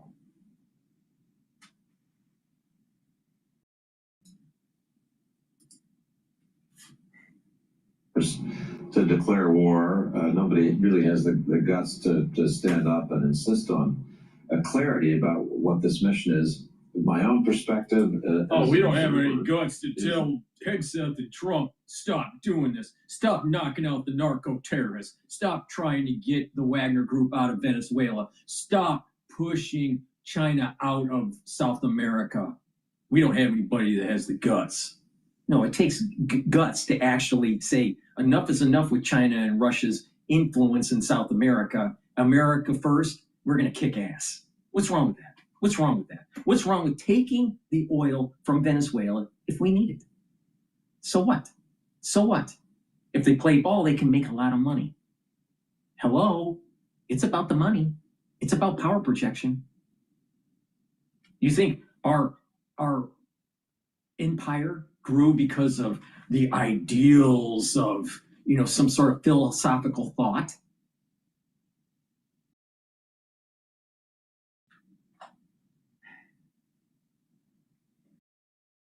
Don't trust that boss wash corridor intelligentsia, because they are the ones that have ruined the show. Oh, all these regime changes they're talking about, they came from think tankers in the boss wash corridor. They're part of this. They're part of what they're complaining about.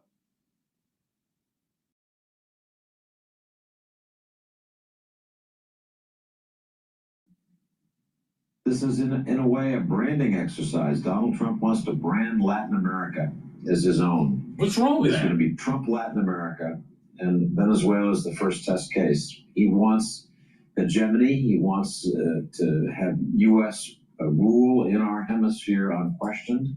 It's the biggest difference. If you have more control of South America, if you have a better alliance with Greenland and Canada, you have a better missile defense system. Hello?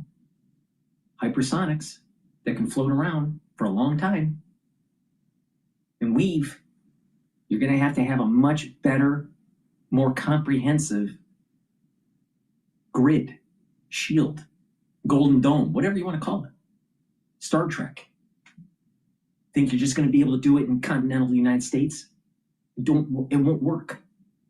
You need Canada. You need Greenland. You need Alaska. You need South America. Now, if it prevents Putin and China from hitting us, and we take South America in the process, so what? So what? That's preservation of us.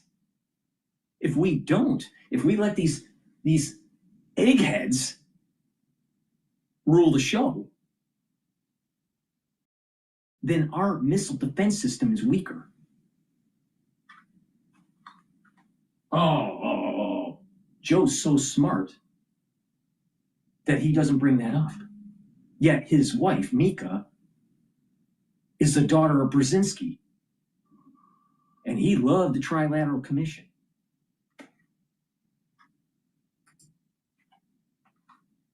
In his foreign policy is this focus on Latin America. I think that he is gradually tightening the squeeze on Maduro and Venezuela, finding new reasons each week. For now several months, it's been these drug smuggling boats, but as we've noted, they're not smuggling the drugs that are really doing damage to the United States. Can you imagine, let's say, a time machine, all right? And you take Julius Caesar or Constantine, right? and you teleport them into our time period, and you sat him down right in front of this guy in Morning Joe, what do you think Julius Caesar would do?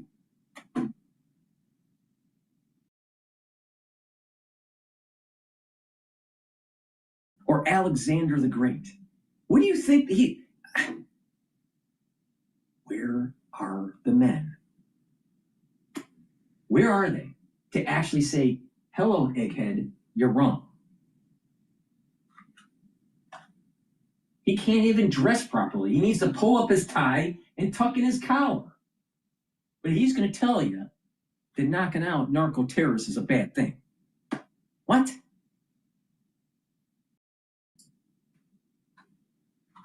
That had been sanctioned under previous reasons, but were available targets.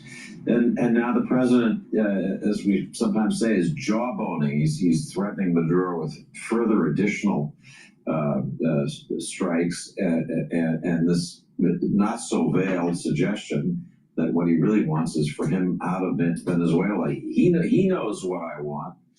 He knows what he has to do. The president just said. With a group of friends last weekend who follow foreign policy. And is Maduro even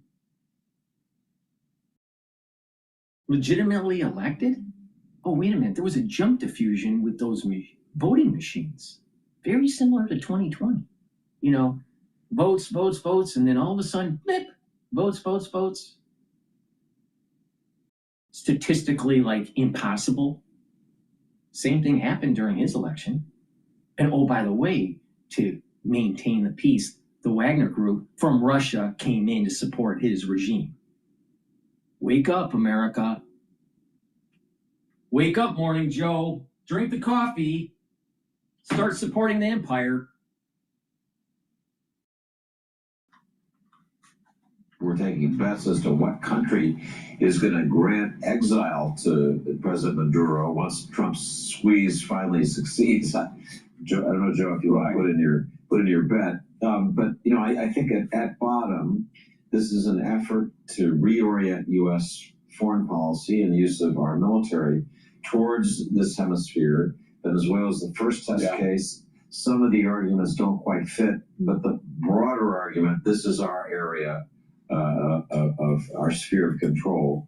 And what does Morning Joe say about decoupling or putting less emphasis in Europe?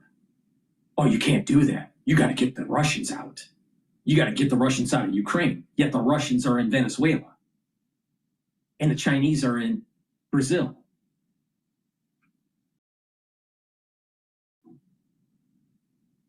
And they're saying that Trump isn't being rational? I just can't take it. I just can't take it. There's something wrong with Morning Joe's brain.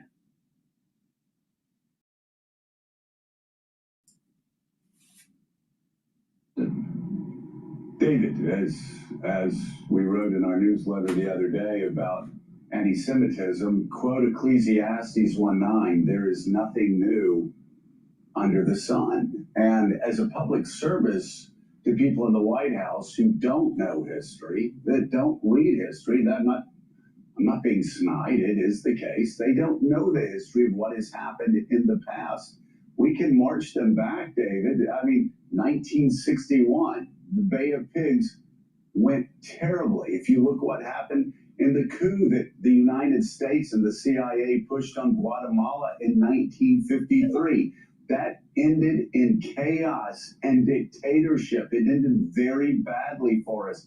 If you look at what happened in Brazil, there was the idea that we were going to oust a leftist government in Brazil in 1964. What happened? They had a dictator. They had an autocrat. They had... Yeah, and what was also happening in 1964, Morning Joe? We had a lot of focus in Vietnam. And unfortunately, our government can't chew gum and walk at the same time. Severe human rights violations for the next 20 years. You can look at other countries in South and Central America. It never ends well. He's What more did we worried do in about the 73? civil rights. He's more worried about, you know, the well-being of these foreign nationals in terms of our geopolitical maneuvering. What about how he treats his staffers when he was a congressman? I mean, we still don't know really what happened, right, Morning Joe?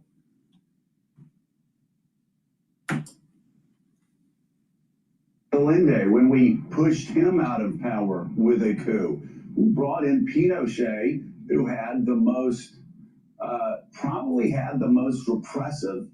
The whole Chile issue in 1970 was the fact that Chile was developing cybernetics and they were trying to control their economy.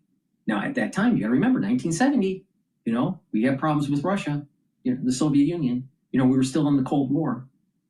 We were ramping down Vietnam, or trying to ramp down Vietnam. We had a lot of civil unrest that was going on.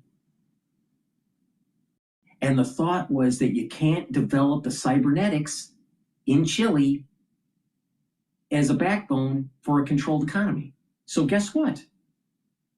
It's in our backyard. Can we allow cybernetics to take place? We're, in theory, that they would be able to control their economy, and at the same time, people, companies from the United States were losing their property from the regime. They had companies and manufacturing in Chile that were being taken over. They were being seized and turned into state property, and they were building a cybernetic network. Now, would it have worked with the technology that they had at the time? No, but the theory there is the very basis of Amazon. Amazon, the way it works with the orders, with knowing where products are, with using robots to get the stuff out of the storage, and quick delivery and all that, cybernetics, that's Amazon. Now, did they have the technology in 1970 to really make it work? No. But I'd much rather have cybernetics developed in a free society than in a socialistic society. That's the reason why we knocked them out. Why? Why doesn't he say this? Why doesn't he say it? There was a reason to knock out and overthrow Chile, to knock out the cybernetics.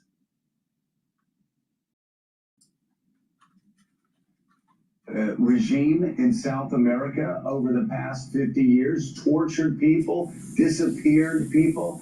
I mean, every example of the United States trying to go in and interfere in Central and South America has ended badly. My God, it almost ended Ronald Reagan's presidency after he won 49 states with the Iran Contra crisis. It never, it never ends well, David. Do you have an example of the United States? It never ends well. I'll tell you the reason why it never ends well. It's not because of the missions wrong. It's because of the people that are doing the covert operations, aka the CIA, because almost everything the CIA does is fucked up.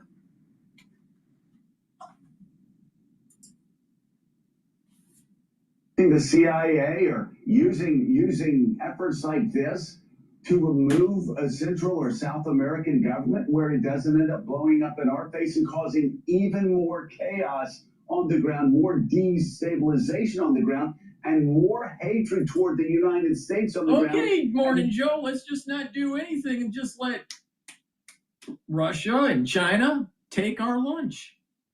Take our 2 acres of our 5-acre farm. Okay, Okay, Morning Joe. Let's just play patty cake with China. All right, now let's play this out. Let's do a mental game here. All right, mental simulation. Let's not do anything in South America and let Russia and China do whatever the hell they want. All right, and then all of a sudden China takes over Taiwan, and all of a sudden we don't have freedom of navigation anymore around the 9-dash line, and all of a sudden our allies in the Pacific are all worried about expansionism of China. What are you going to do now? It's going to be a lot harder to be able to get them out of our backyard and then get into the Asian theater. Meanwhile, we could clean up our backyard and make sure the Russians and the Chinese aren't there, and then hit China if they invade Taiwan. Now, which option, if you're in a fork in the road, which option is the better option? The Trump doctrine or the Morning Joe doctrine?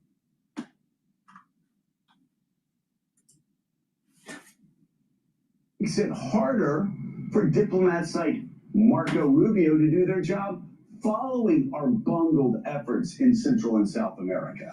You know, Joe, I would have said a few months ago that Colombia was an example of the United States helping a country escape the clutches of the most ruthless narco traffickers, helping them run what amounted to covert action over years in the jungles against the alliance of drug dealers and rebels.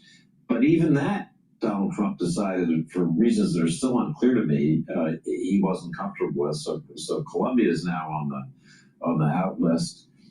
I've tried to sit down with retired CIA officers over the last month or two who served in Latin America and put to them exactly the question that you asked. Did any of this stuff that you did through your careers work out very well? And the answer is usually not, because of the difficulty of recruiting operatives in these governments in Latin America who are democratic forces themselves. Okay, so you hit them with a mechanized military instead of militias run by the CIA. That's the answer. It's B-2 bombers. It's Tomahawk missiles. It's kicking ass. Not militia here and militia there and militia everywhere.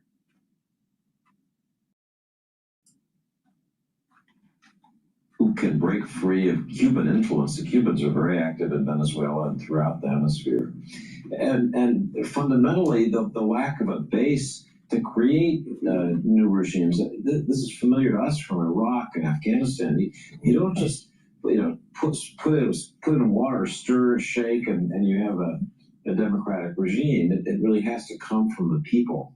And to see us making these mistakes in our hemisphere is unfortunate. I'll say one thing for Trump is in support of the broad effort. We do need to pay more attention to our own hemisphere. That's a fact. We don't need to pay attention to it in terms of fomenting regime change and seizing vessels and blowing little drug boats out of the water. We need to pay attention in terms of consistent, sustained involvement in helping the governments, cultural ties. Oh, wait a minute. Hitting drug boats with smart bombs actually is improving our tactics just in case that we have a war with China in the Pacific, because the Navy is going to be super, super, super important.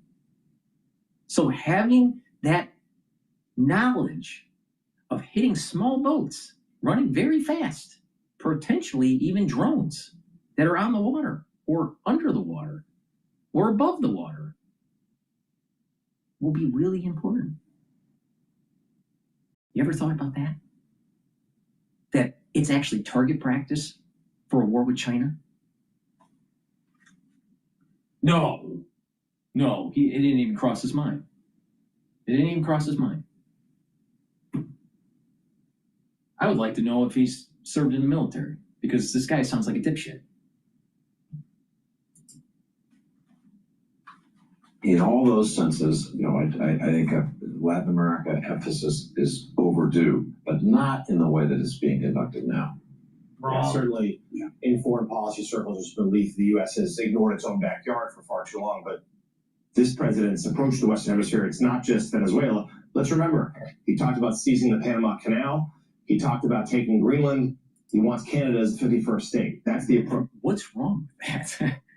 I mean, really, what is wrong with that? The Canadians would be better off being integrated with us. Greenland would be better off being integrated with us than Denmark. I mean, think about that. You're Greenland. Would you rather be a Denmark citizen, being a part of the Commonwealth of Denmark, or being a state of the United States? I mean, let's get real here.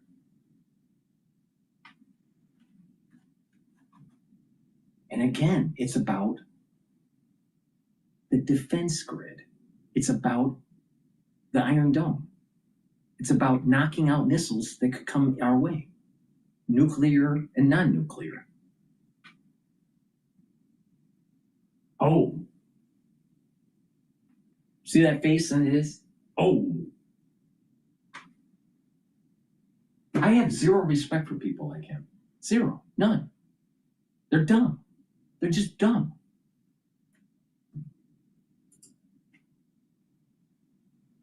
To this point, we'll see where he turns next after Venezuela. But David Rowe, let's talk about the Maduro regime and what seems to be a ticking clock here. The president continues to up the pressure. More and more military assets, including even this week, have moved to the region. Maduro, though, has made pretty clear he's put his nation on. Just imagine if President Harris was in office and there was a decision, strategic decision, to do the exact same thing that Trump's doing. Knock out the narco-terrorists, do regime change. MS now would totally rewrite their script and say the Democratic Party is all right. But if Trump's doing it and the Republicans are doing it, they're all wrong. MS now, it's more like MS for the Democrats now. Or maybe it's MS for the narco-terrorists now. Or maybe it's MS for China now.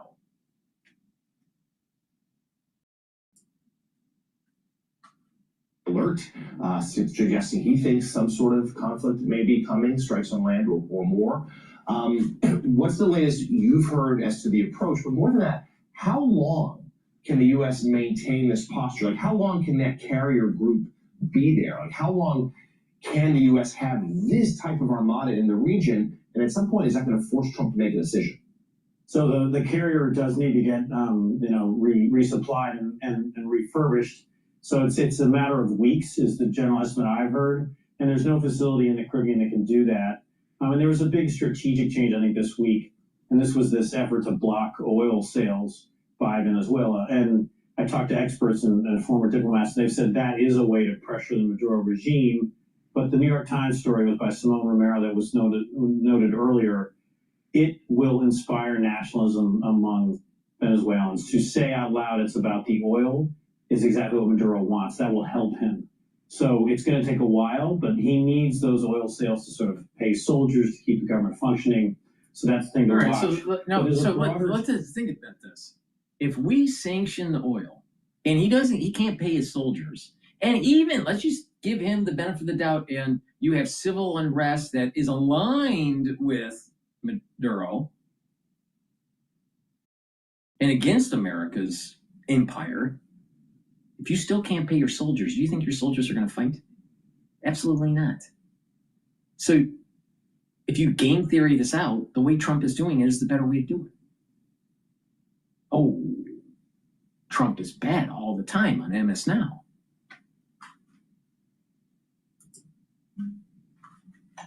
Here, it's like a step back into history, and it's a colonialism. And I was in Europe just last week.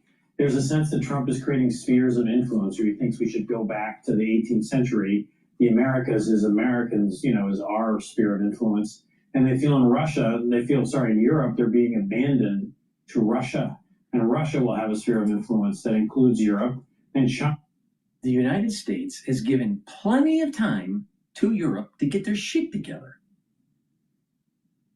and to be able to circumvent an aggressor. Why does the American taxpayer have to always bail out the Europeans? And if you think about it, American taxpayers paying for the defense primarily of Europe against Russia and the Soviet Union, while those individual countries within the European Union have social programs up the wazoo. And the only reason why they can afford those social programs is because the American taxpayer is supporting their security. Now, do you think that's fair? Meanwhile, China and Russia are digging their heels in our backyard? Where's the common sense? Oh, we don't have common sense in Washington. Why is that? Because you got a bunch of libtards.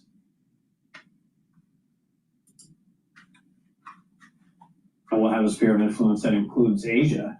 This is music to the ears of Vladimir Putin and President Xi in China. It's extraordinary. It's the U.S. stepping back from the world, and it just doesn't fit sort of modern technology, modern trade. You really think that? Now, with Russia, they're thinking, well, the United States isn't going to be boots on the ground for Ukraine. But you really think about China? You got to remember, getting into South America is pushing Russia and China out.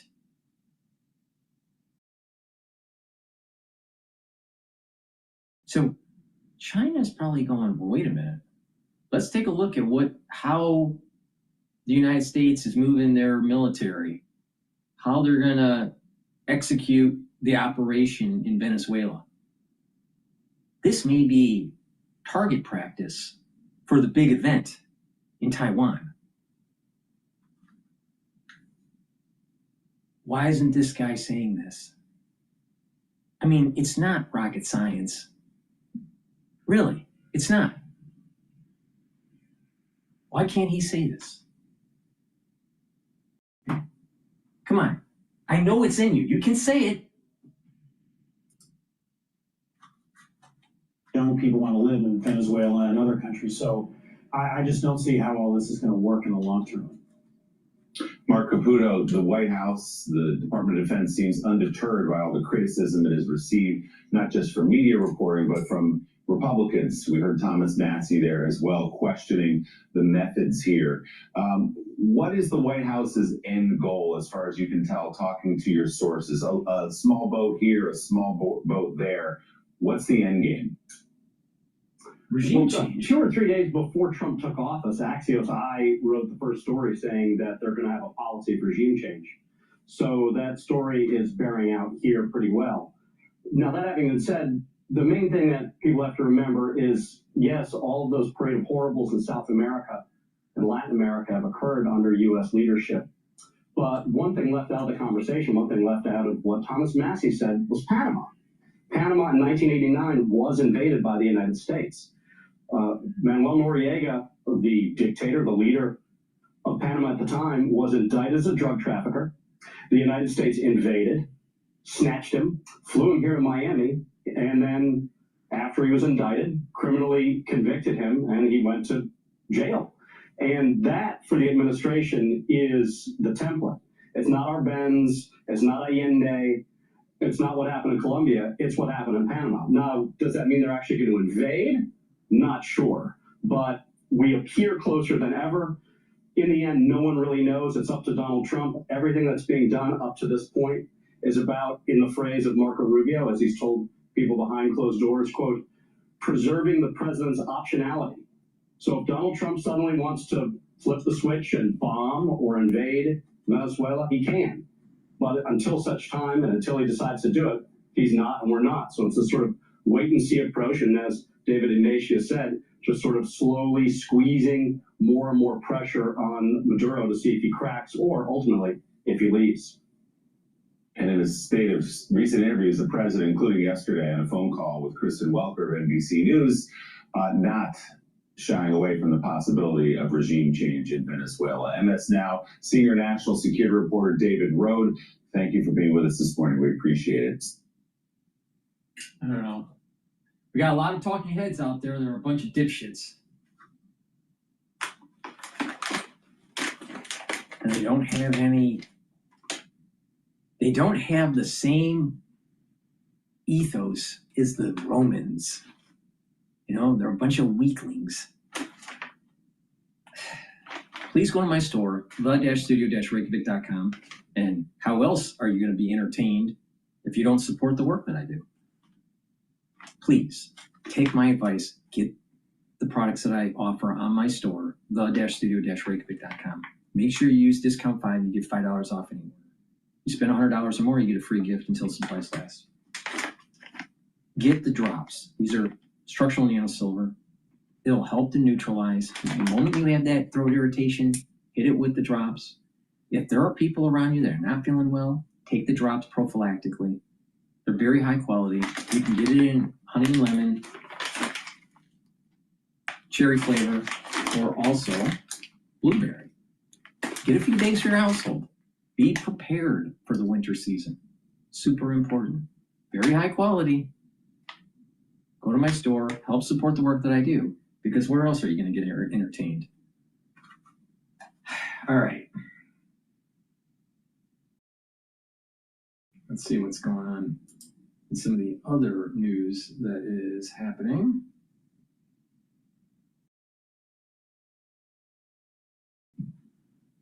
All right, let's listen into National Review that was just published about why does Bernie Sanders want to stop AI and sabotage the American future?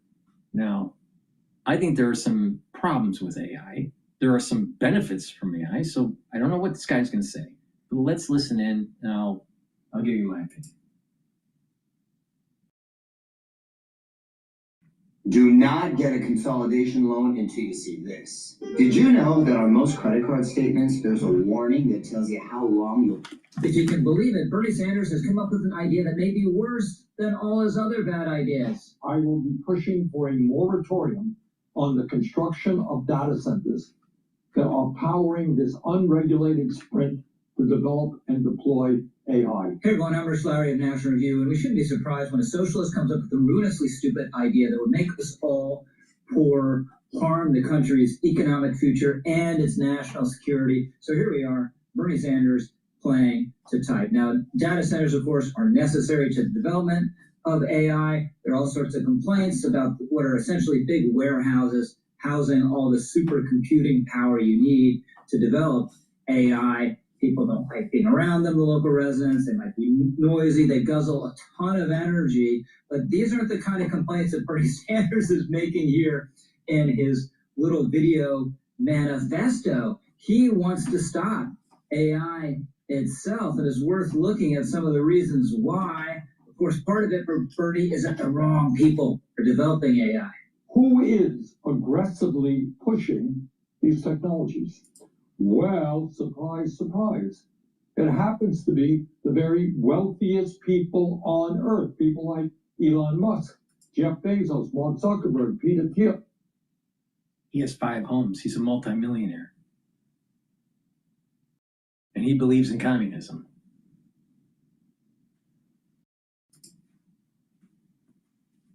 Bill Gates and other multi-billionaires. So there you have it. The class enemies are developing this technology. This is so idiotic on so many levels. But one of them is that, yes, of course, very rich people and very big companies are making these sort of investments because they are the only ones that have the kind of scale to do it. I think that these very, very rich men want even more wealth and even more power. And for a whole bunch of reasons, that is very dangerous. Now here, he has a point. These are rich people who want to get richer. I don't think that's a bad thing. Would we really prefer that they all go to the island of Capri and live in a mansion? here's the problem with people that are uber wealthy. They have a tendency to control elections through PAC money. Now, if you can get the money out of politics, then you weaken that power dynamic. Now, of course, they'll still have some power, but if you can get rid of the PACs, if you can clean up the lobbying money, then it will be more of an equal footing between the wealthy versus the non-wealthy in terms of picking your representative. So super wealthy people are affecting the elections. That's just a fact. All right. Just look at what happened with Harris. She raised $2 billion and blew it in like 7 days. Can you imagine if she had the budget of our economy of 20, what do we have, an economy of 28 trillion? 23, 24 trillion? Can you imagine how she would spend the money? She spends money worse than a drunken sailor. So you got to get the money out of politics. So that's a problem, for sure.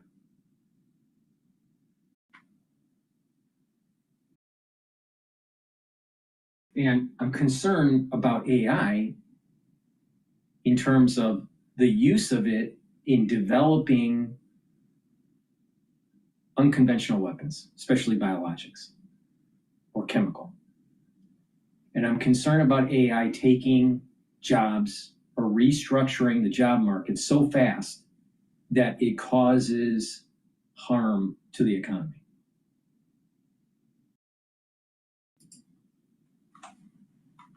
A life of ease and don't do anything productive the rest of their lives, these incredibly talented people, why would we want that? And yes, they want to get richer, but how do you do that? Well, you sell more things, or you develop new technology, or you do both. Again, these are all things that increase the net welfare of everyone around them and the rest of society. Right? So, yeah, they want to get rich, they want prestige, they like the idea of being first, they want their company to be bigger, they want their All you got to do is do this. These rich people create companies. You can buy those companies if they're publicly traded. And as the stock goes up, you get richer too. Now, will you be as rich? No, because you won't have as many shares. But all you got to do is, if you want to be like Elon, if you want to be like a junior Elon, just buy his companies and you just hold, and eventually you get rich. I mean, think about it. If you bought Tesla when the IPO was released or 6 months after, you'd be a lot more wealthy. Now take the same idea with SpaceX when it gets released. You could buy and hold for a long time. SpaceX looks like it's going to be the next AT&T.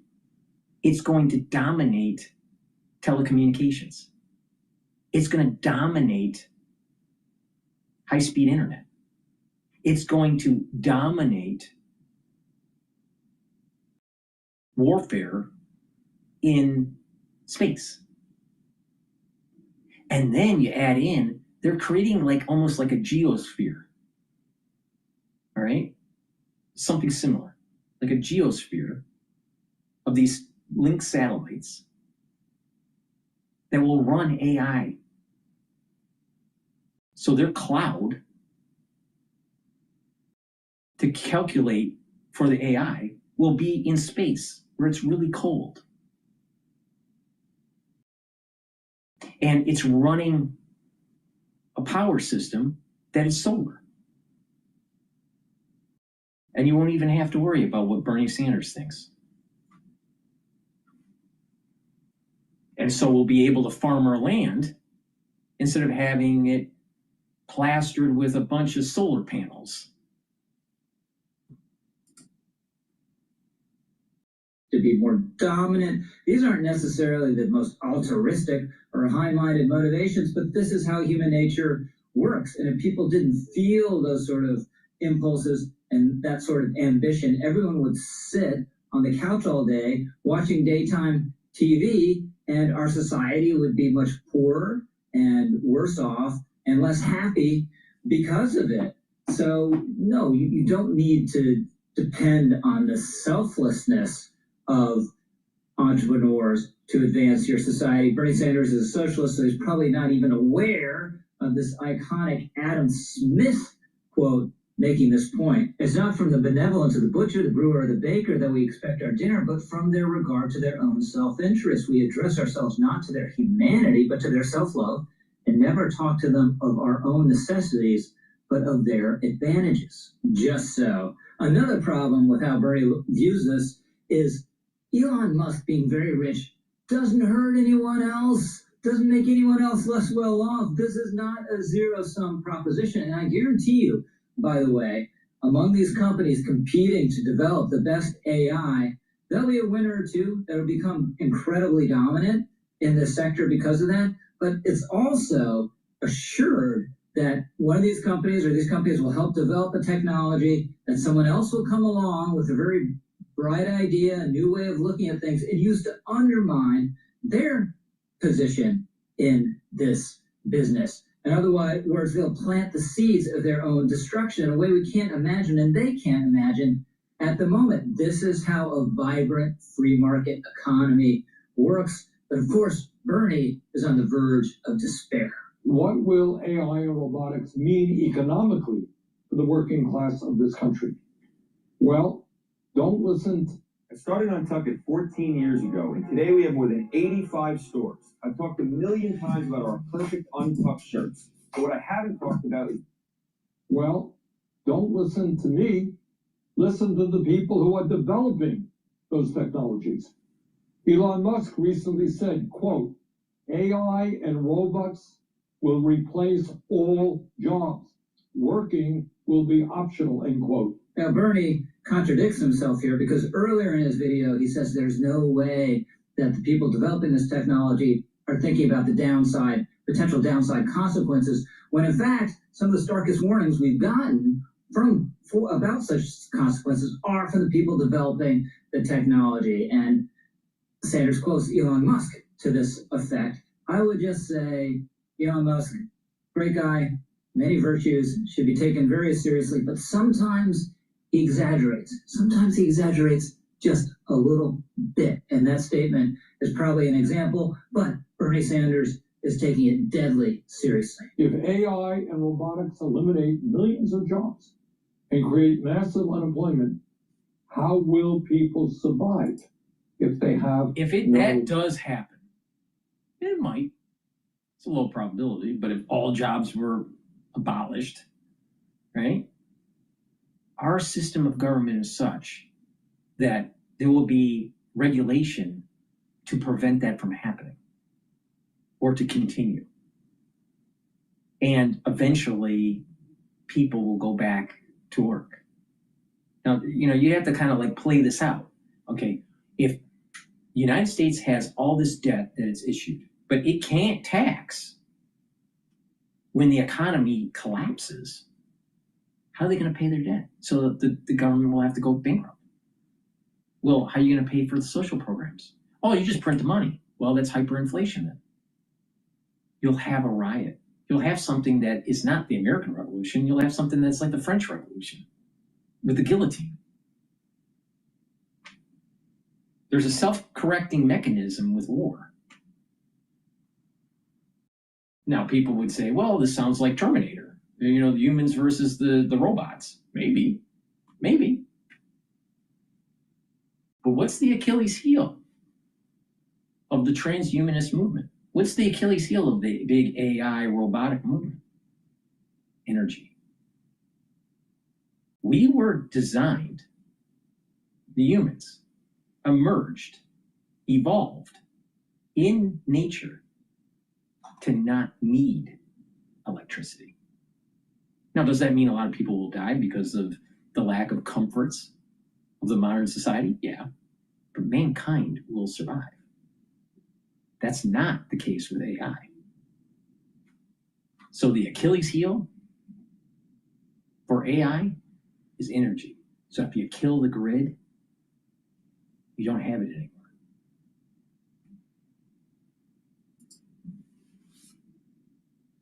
That represents a huge misunderstanding, right? So if AI eliminates a ton of jobs or all jobs even, that's only happening because it's much better at doing those jobs and more productive. So the productivity of the economy would massively increase.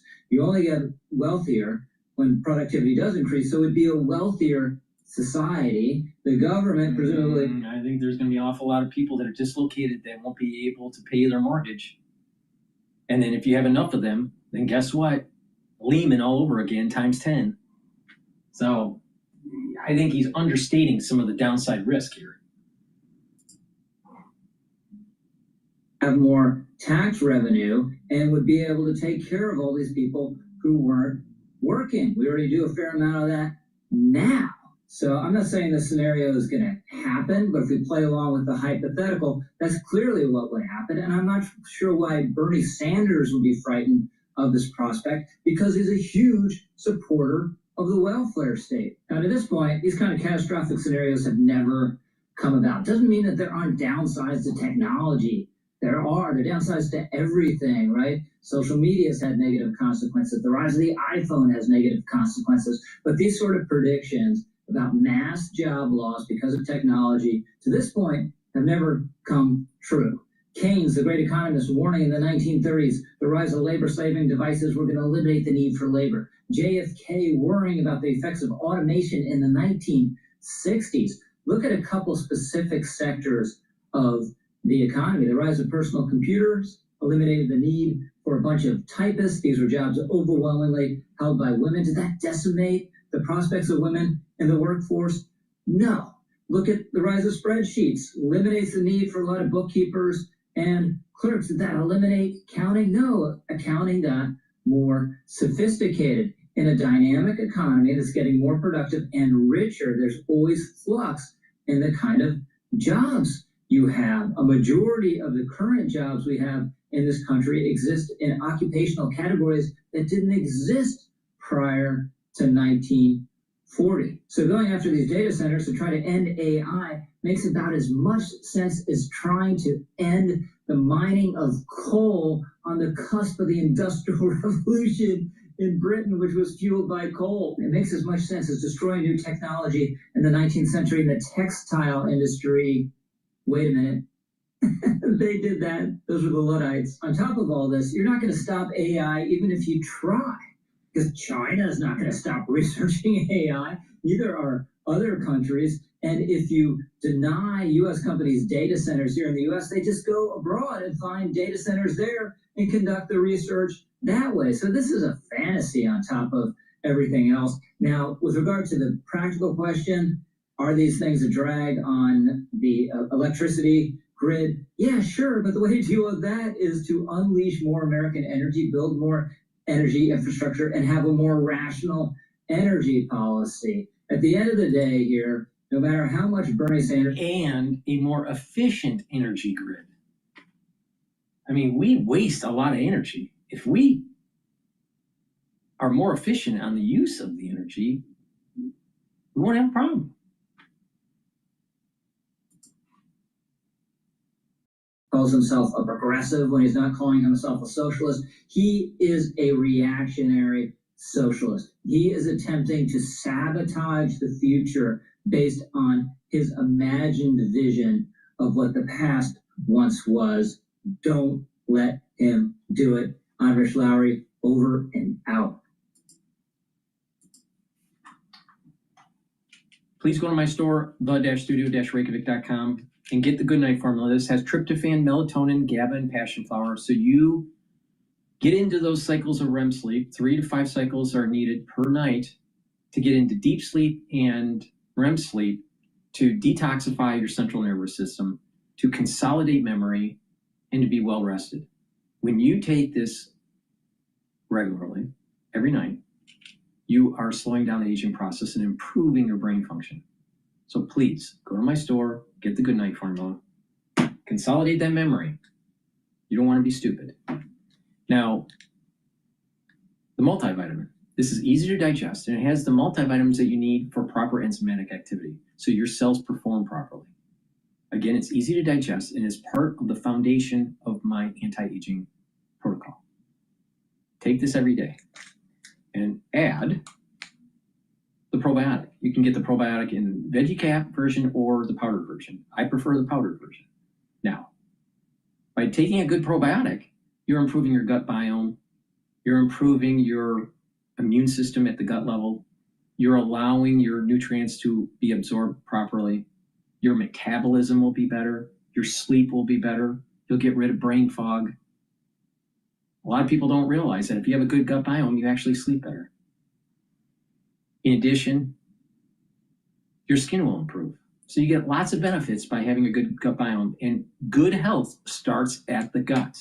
So please go to my store and get the probiotics and take the multivitamin. Take that every day. And guess what? We're in the winter season. You need to get the vitamin D3, and this is dual purpose. This will help with gene expression. It's a gene expression cofactor. Vitamin D3 will get rid of cells that are infected. It helps to get cells to go into apoptosis. Vitamin D3 will help to absorb calcium. If you do resistance training, you'll be able to build denser bone. And vitamin D3, especially if you stack it with K2, MK7, will help with your cardiovascular health. So please, go to my store, get the vitamin D3. Make sure you use discount 5 to get $5 off. And if you spend $100 or more, you get a free gift till supplies last. All right.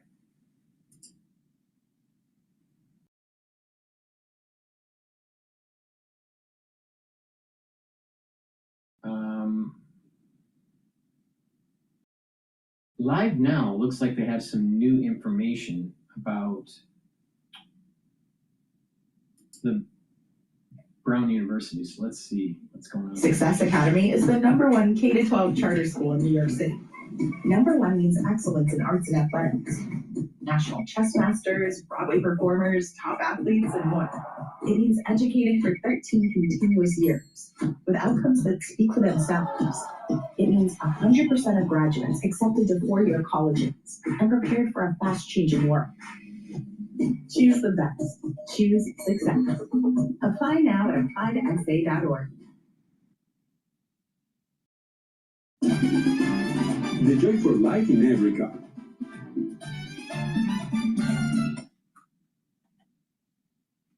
You're looking at video right here coming in from WBZ out of Salem, New Hampshire. That is where last night law enforcement heavily surrounded a storage unit where they say inside they discovered the body of their suspect.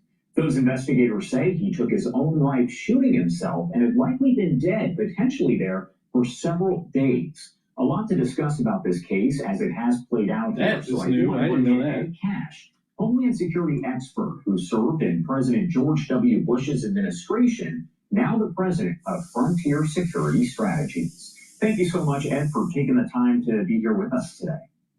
Morning, Josh.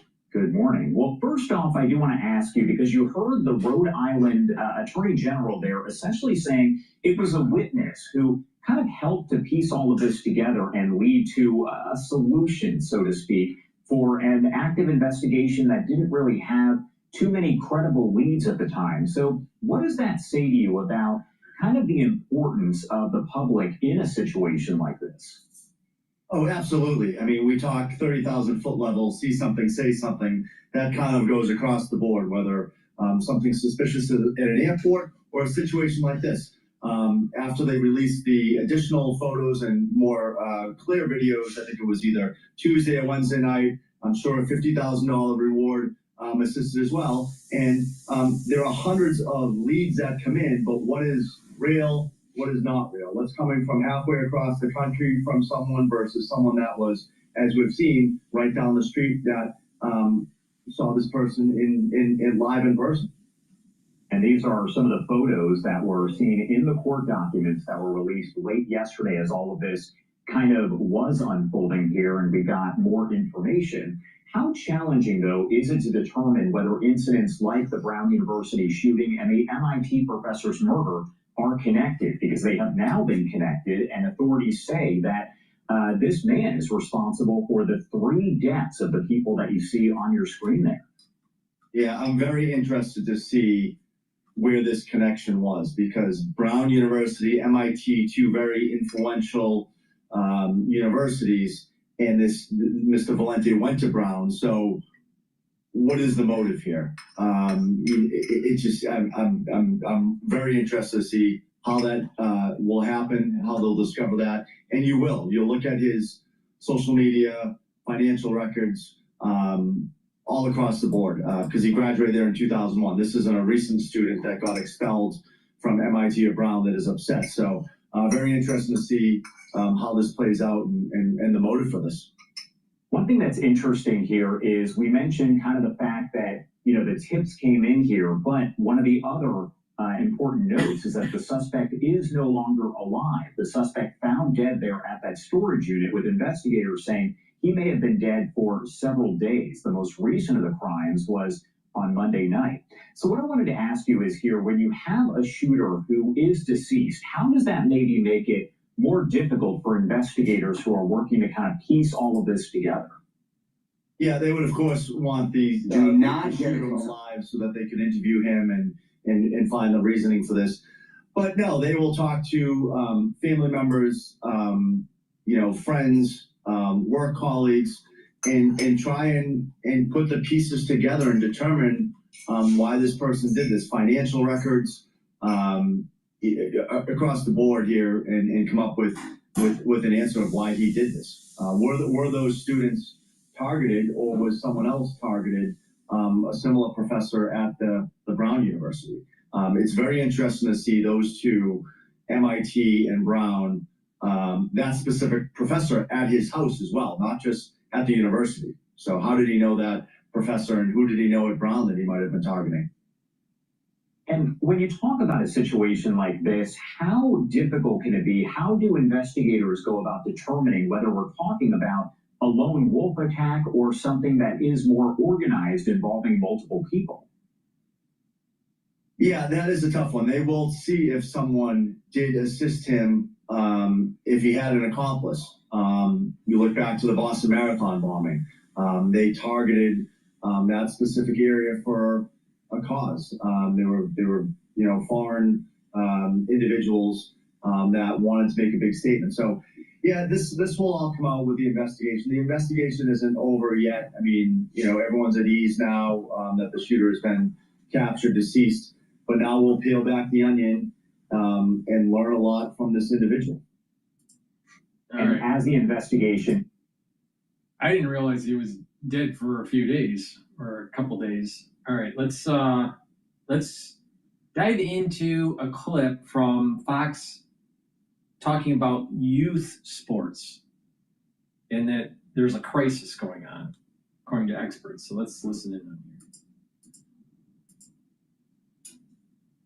Caught up in what's going on, the horrific stories that happened over the weekend, but there was something really important happening in Congress yesterday. Lawmakers focusing on the cost of youth sports. Here are just some of the growing issues impacting children and their parents, especially if you're like some of the 70% of parents living paycheck to paycheck.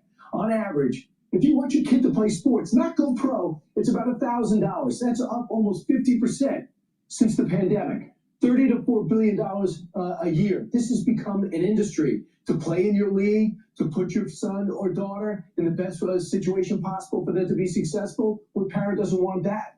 Kids from low-income houses are 24% homes, 24% play for less than the high-income houses than their peers. So if you're I want to dive into this a little bit. I think to build team spirit, to build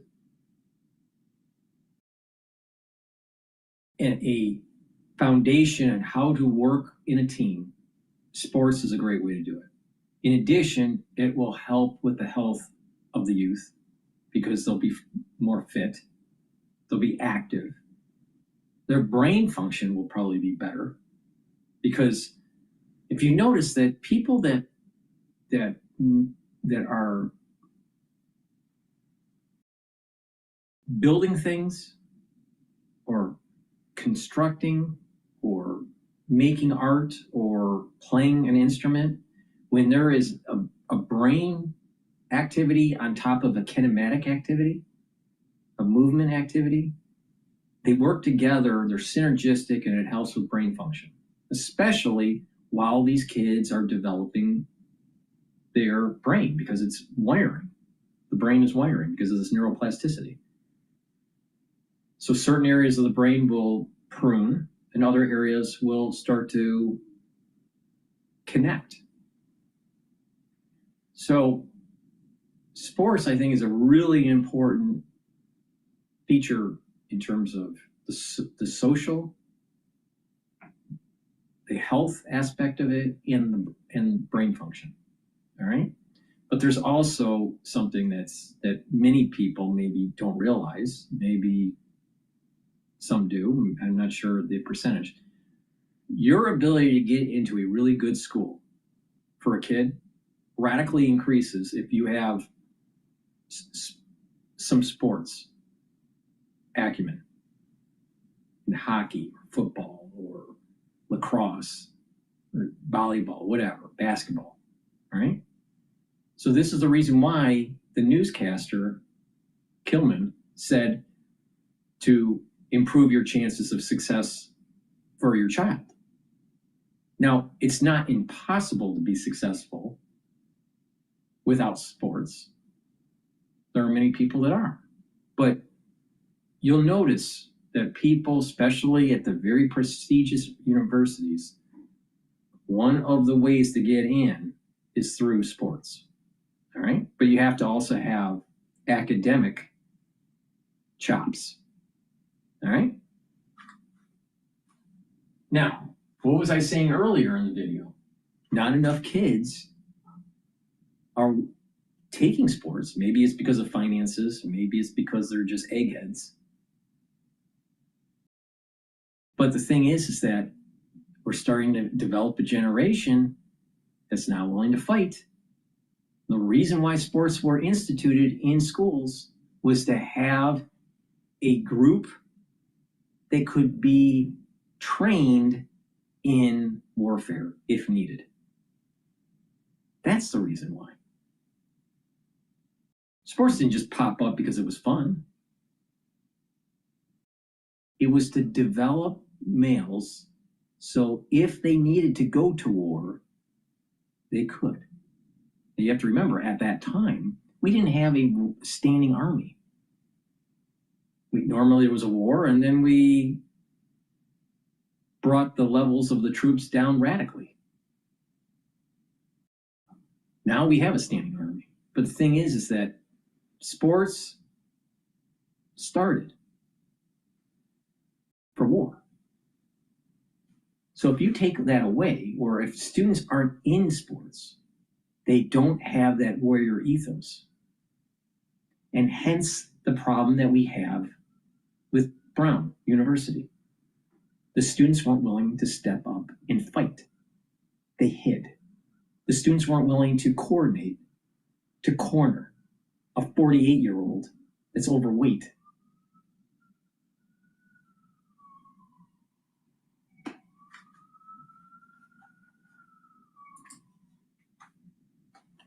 Make their way in sports, you have less of a chance to be successful, and it's harder for your parent, perhaps, to write that check. Oftentimes, you're from low-income areas where it's hard to get fields. And 70% of kids drop out of organized sports by the time they get to 9th grade. Think about that. So what indeed is the point? Our next guest highlighted these issues yesterday during a House subcommittee. Let's bring in Tom Ferry, Executive Director of the Aspen Institute, Sports Program, Sports and Society Programs. Tom, I love the topic. Thrilled you guys were tackling it. What came out of it? I mean, honestly, I thought there was great agreement about the value of sports and building healthy kids in terms of military readiness, strong cohesive communities, bringing down healthcare costs. We all understand the value proposition that kids who play sports are more likely to do better in life, right? A lot of kumbaya around that. There's a lot of kumbaya also around the idea that a lot of pressure on families, the cost pressures, but also the time pressures, Brian. Our research shows that the average family spends 3 hours and 20 minutes a day on their kids' youth sports. And if you got like 3 or 4 or 5 kids, that's a hard thing to do. So people are feeling it from when kids are 7 and 8 years old, and they're like, this feels like too much. So it's not that every parent wants their kid to go pro. You know, that's some of them. But they just want their kids to be successful. And there's winners and losers in every big game and little game. And you know how they feel. So you want to try to cushion that feeling or push them forward to experience that. So a lot of times parents' hearts are in the right place. Why did it become expensive? It's become expensive because when you and I were growing up, we had what we call in-town recreation leagues, right? Classmates playing with classmates at a local field. One season we go, low economic barriers to entry, low time barriers to entry. But what's happened is we've created these travel teams, which used to only exist in high school. They pushed down to middle school, and now they go all the way down to second grade. And once we create these trial-based travel teams, which are often private, the cost goes from a couple $100 a year to several $1,000s a year. And it starts structurally pushing aside a lot of kids who can't afford it, or they're just late bloomers or whatever. And so this is what's happened. We've allowed the travel team environment to sort of take over. Interesting. Right. So, for example, back in the 70s, the 70s and the early 80s, I would say almost during the summer, we either played baseball, street hockey, or football almost every day in the summer. And during the time of the year where it was good weather, during school, we would play after school. So we were always active, always active. It was just part of, but that was before computers, PCs. So like the Commodore 64, that was my first computer. The Commodore 64, I didn't have the Commodore 64 until 6th grade. So, you know, before 6th grade, everything was outside. And we didn't have we didn't have travel teams or anything like that. There was organized, and then there was like street, you know, kind of like street or backyard kind of, you know, stuff that was going on. We played football every day. And we'd have like, you know, we would have probably like 8 people, eight kids or 10 kids. So it was like 5 per side for the team. It was perfect. But you have to have a population. You have to have your neighborhood have enough kids of similar ages to be able to do that. So a big problem now is there's too much technology. People are in home, in their air conditioner, with their air conditioner, and they're not outside playing, and they're not playing football, or they're not playing baseball or whatever. All right. But the other part of it is that there's not enough kids in these neighborhoods to be able to assemble a team like football. You know, you can play catch with, you know, 1 or 2 or 3, right? But you need it, you know, you need a larger kid population of similar age groups. You don't have that today. So that's another big problem for just spontaneous outdoor play. So what happens is that you have to have more formalized leagues that travel around because no one has kids anymore. So it goes back to the very thing that I said. If you don't have God, country, and family, you don't have a productive society. You don't have a growing society. You have a declining society. This is another perfect example of it.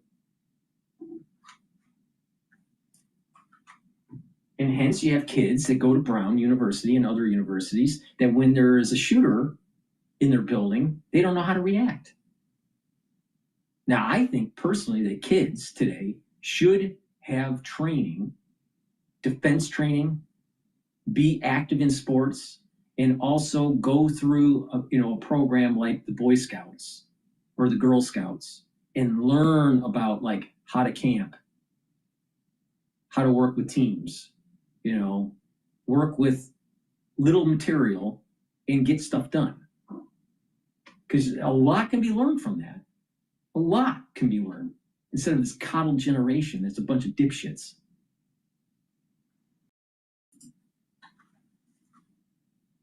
And I'm going to pay for a hotel. I have to take a day from work to go over there. Then I'm paying for that tournament. And then you watch your kid play for 3 days. You got to go to 3 meals. And then you got to drive back. And that is indeed your weekend. And the only ones that can do this are the soccer moms. So you have to be high income.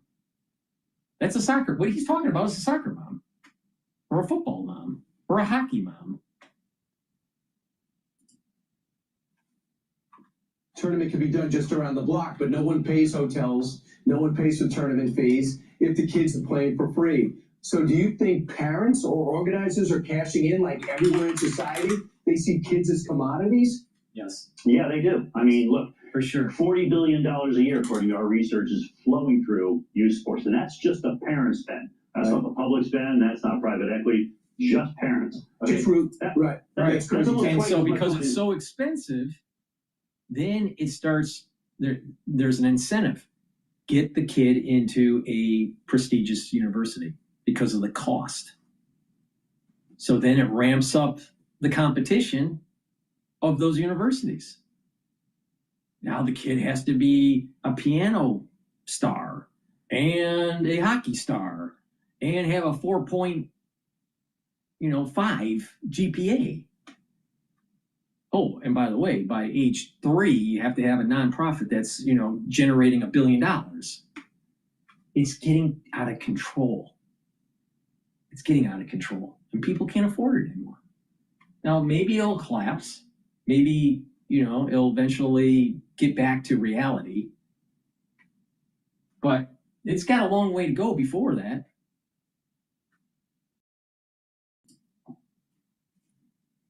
Through the NFL. So, yeah, it's become a commercialized environment. Just give me a little bit of hope. Tell me a couple of things that you guys came out of this that you could do right away. Bring back recreation leagues. Have park and recs. Say, this is really important that we have low-cost sports up through at least 6th or 7th or maybe 8th grade, and prioritize the field space. This can be done. We don't need the federal government to come in and solve the problem here. This can be done on a community-by-community basis by a community saying, look, we want sports to be accessible and a great experience for all kids, and we're going to use our fields and our gym space to make sure that those local leagues come back. Definitely. Right. Have fun again. And not only that, don't have to coach everything. Tom Perry, not thanks so only much that, for you guys. Not only that, work with the nonprofits, because the nonprofits can help with these youth leagues. Catholic Charities has one of them. They have a youth league. Catholic Youth League, CYO, the Catholic Youth Organization, is one of the programs within Catholic Charities that helps youth into sports to work in their local community, right? And they get donations from prestigious athletes, right? And sell memorabilia and autographs, and that's how they kind of fund the organization. But the thing is, it allows kids in the inner city to be able to participate in sports, to reduce diabetes, to reduce health problems. Because I'll tell you, kids today are really out of shape, and you got to get them active, right? But not only that, it gives them confidence. It allows for team building. You get a lot of benefits from it. So it's the municipalities, the mayors, the principals of the school, the leaders of the community working together to push this at a local level and work with the nonprofits to do it.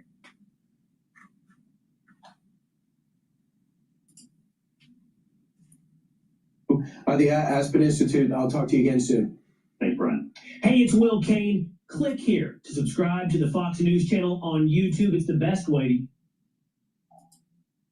Alrighty, let's see. Expert torches, 2-state solution. Yeah, what was freaky is about this NASCAR driver dying in a plane crash. We'll play that. But before we do that, please go to my store, the-studio-reykjavik.com, and get the vitamin B complex. This is really important to take if you're 40 years of age or older. Why? It'll rev up your metabolism. Your cellular metabolism starts to go down when you get older. Well, you can reverse that. And that's one great way to slow down the aging process. So take the vitamin B complex. The first 4 B vitamins helps with the electron transport chain to build ATP so you have more energy, so your cells and tissues perform better. The other B vitamins in vitamin B complex will help with the cellular metabolism to improve.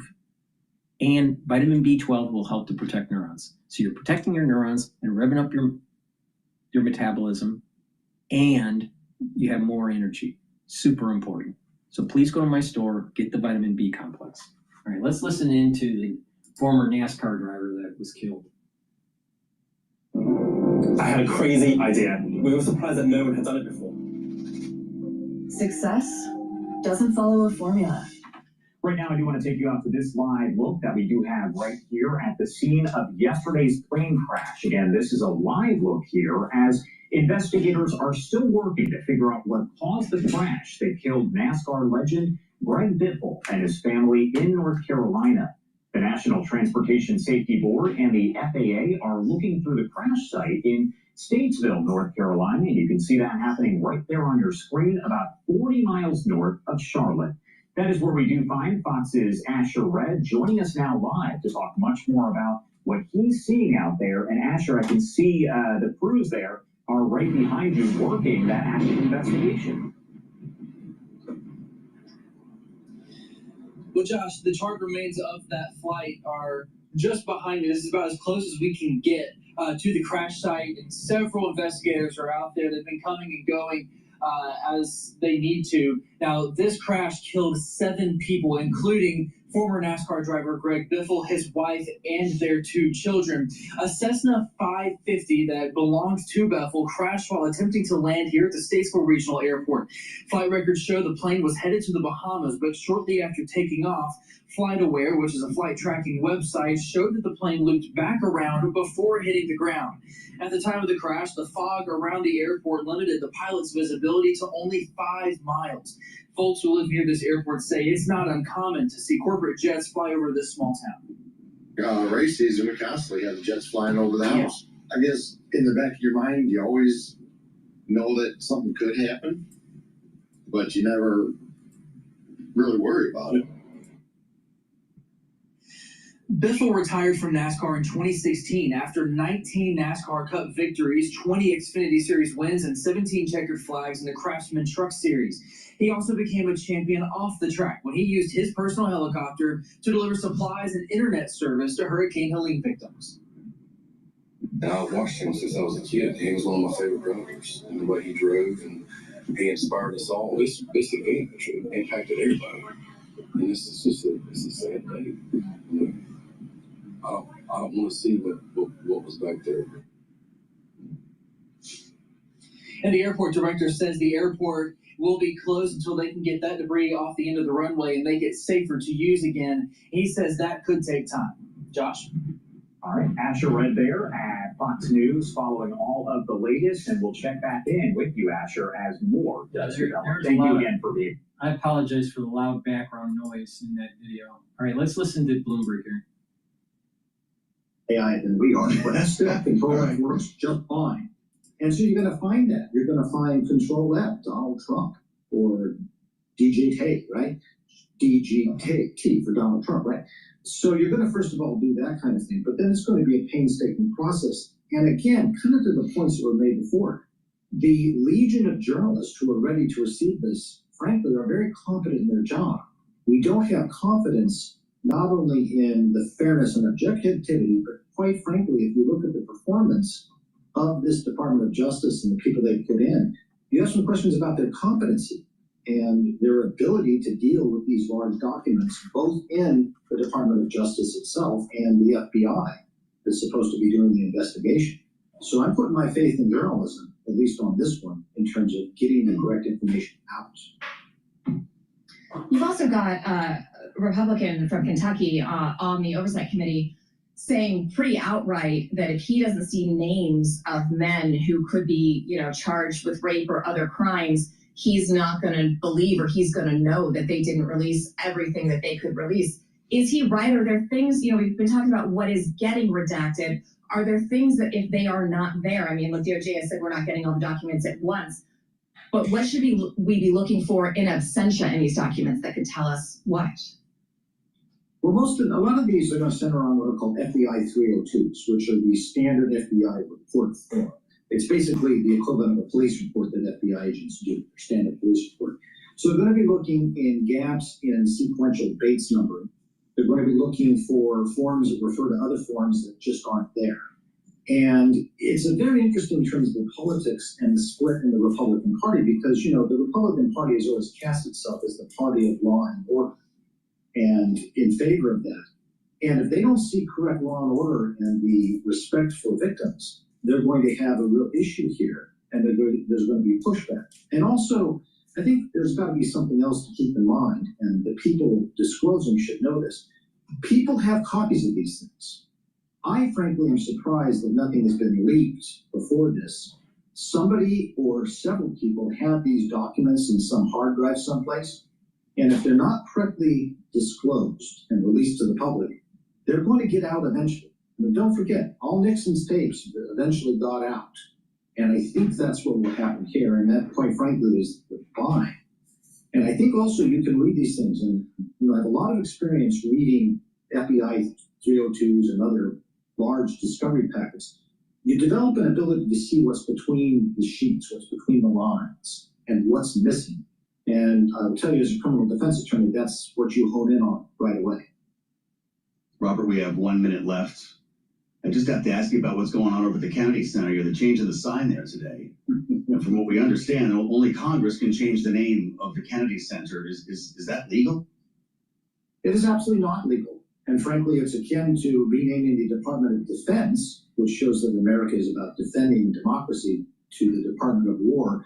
And simply, it's not. I also think it's in very, very, very bad taste. It is called the John F. Kennedy Memorial Arts Center because he was an assassinated president of the United States, an event that many of us remember in our lives as a key event.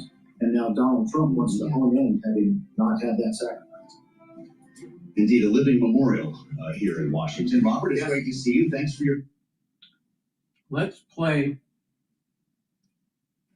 the plane crash of Greg on CNN. Without headway, I can't imagine that I would ever be taking insurance.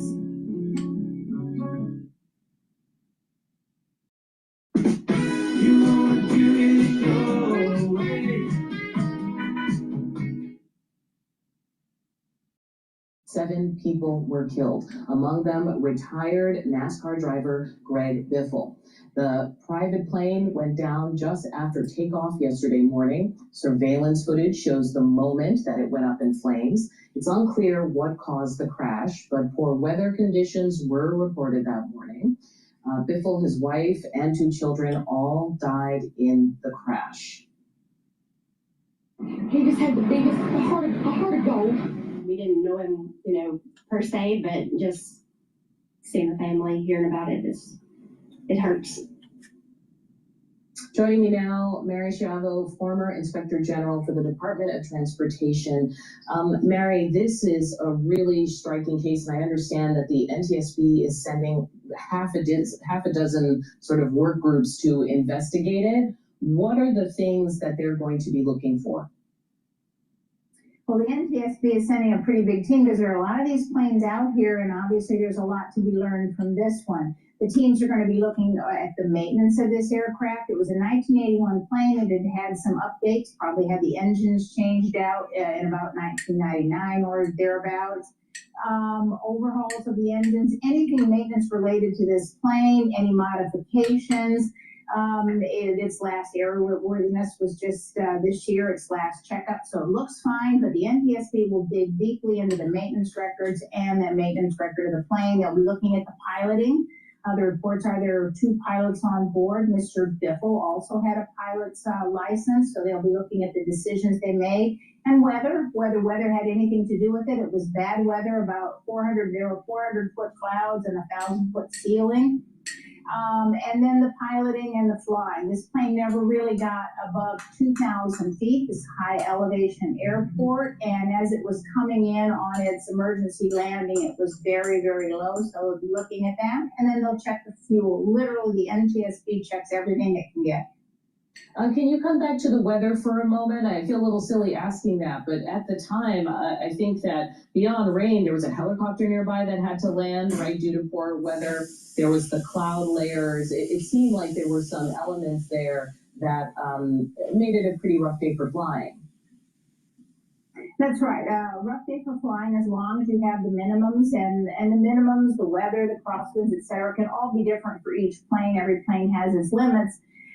But because there was a report that they had engine problems, the weather probably doesn't have anything to do with it. And the NTSB will, of course, be checking if there was icing. This plane has anti-ice systems, but they will check to see if there's any possibility that the weather affected the engines, affected the rate of climb, affected the airspeed. The airspeed wasn't steady either. The altitude fluctuated, the airspeed fluctuated. So they'll be looking at the weather. There's always a chance it did impact it, but right now it does not look like it. Mary Schiavo, thanks so much. We'll be checking with you today. NTSB investigators are expected to arrive on the scene of a deadly private plane crash in North Carolina that killed 7 people. Among them, former NASCAR driver Greg Biffle, his wife, and 2 children. Surveillance cameras actually captured the very fiery tragedy as it played out. Just horrible. CNN's Diane Gallagher is in North Carolina with much more on this. And this investigation really is just getting underway. What are you hearing? Yeah, Kate, look, there's kind of an ache hanging over Charlotte right now. The NASCAR community is very tight-knit. Everyone kind of knows everyone. So there was a shock here. But the NTSB investigation is underway. Investigators arrived in Charlotte. They expect that investigation to take about a week as they try to determine what happened Thursday morning when that Cessna Citation C-550 turned back around shortly after takeoff and then crashed at the Statesville Regional Airport.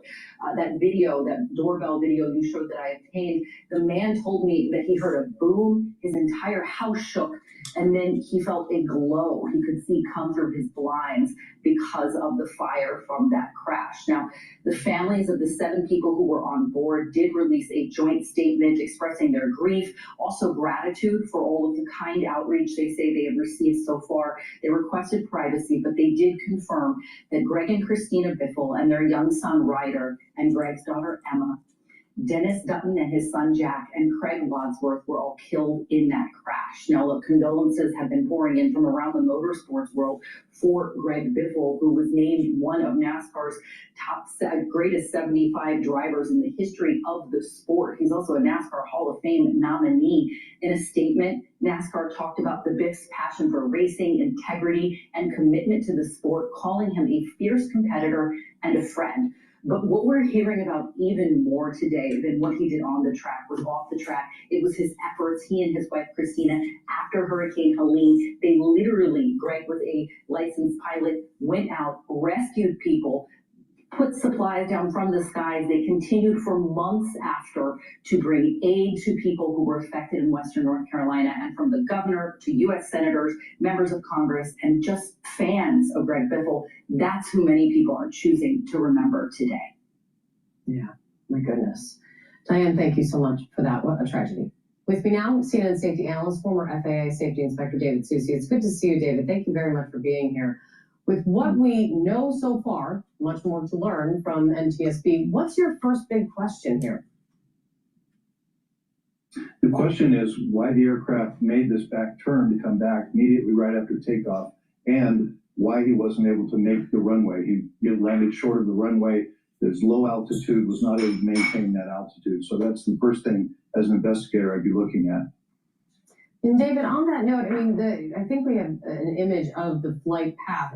It takes off from Statesville Airport. It gets some air. I think it gets altitude, but not much at all. And then turns around to try to return to the airport very clearly once again. And that is when it crashed. From your experience, what is the errors? What could have gone so wrong? And clearly it must have been happening immediately for that turnaround. Well, some of the information you can gain from this is that if the aircraft took off and made that, it was a pretty stable takeoff, and then it made a good stable movement to come back around to the left side. So there wasn't any abrupt jumps up and down or anything like that. So it looks like the pilot was in control at the time. So the concern I have is that once it made that left turn and started coming back to the runway, rather than maintaining altitude, continued to descend. So that tells me that it's lack of power or lack of orientation by the pilots. So we have to look at both of those things. Unfortunately, this aircraft does not have a flight data recorder or any kind of voice recorder. So the investigators are going to have to rely on what the air traffic control information is, the communications there, which there was minimal at this point. They declared an emergency and came back around. But in that flight path too, you can notice that it's a pretty smooth descent. There's no abrupt change. So it tells me that they were in control of the airplane, but they lacked power to get back to the airport. Very interesting. This plane was a Cessna Citation C550. You've worked on these planes before, David. In addition to not having data reporters that you're talking about, what else stands out? What is the safety record of these planes? Well, the safety record is quite good, actually, because the aircraft is a very docile aircraft to fly with regard to corporate jets. It has a straight wing. It doesn't have a swept wing like you see a lot in the Learjets and other jets later. But this aircraft is very docile. It's easy to fly. There's a few things concerned. There was a crash back in 2006. And after that, the NTSB issued a warning that when you take off with this airplane, if you have to transition from visual flight, where you're just looking for people around you and you're maintaining flight by sight, if you have to transition from that to instruments, it can be a very big burden on this aircraft, because this aircraft, remember, is before glass cockpits. There's a lot of technology that's not available in this airplane that the current models would have. So when you transition that, then it can be a difficult situation for the pilot. Very interesting, David. Your knowledge on safety when it comes to some of these planes is always. Please go to my store, the-studio-reykjavik.com, and get the clarity factor. This will get rid of that brain fog, allow you to concentrate. Over time, it's going to improve your neuroplasticity, so you're going to be thinking faster. Your memory will improve. Take it every day. Drink it with filtered water. It's a very powerful neurostack. Omega-3 brings down LDL levels, increases your HDL levels, brings down inflammation, helps to prevent your red blood cells from sticking too much. Because if your red blood cells stick more than they're supposed to, you start getting clots. So this helps to prevent overclotting. Now, you should be taking omega-3 every day. Why?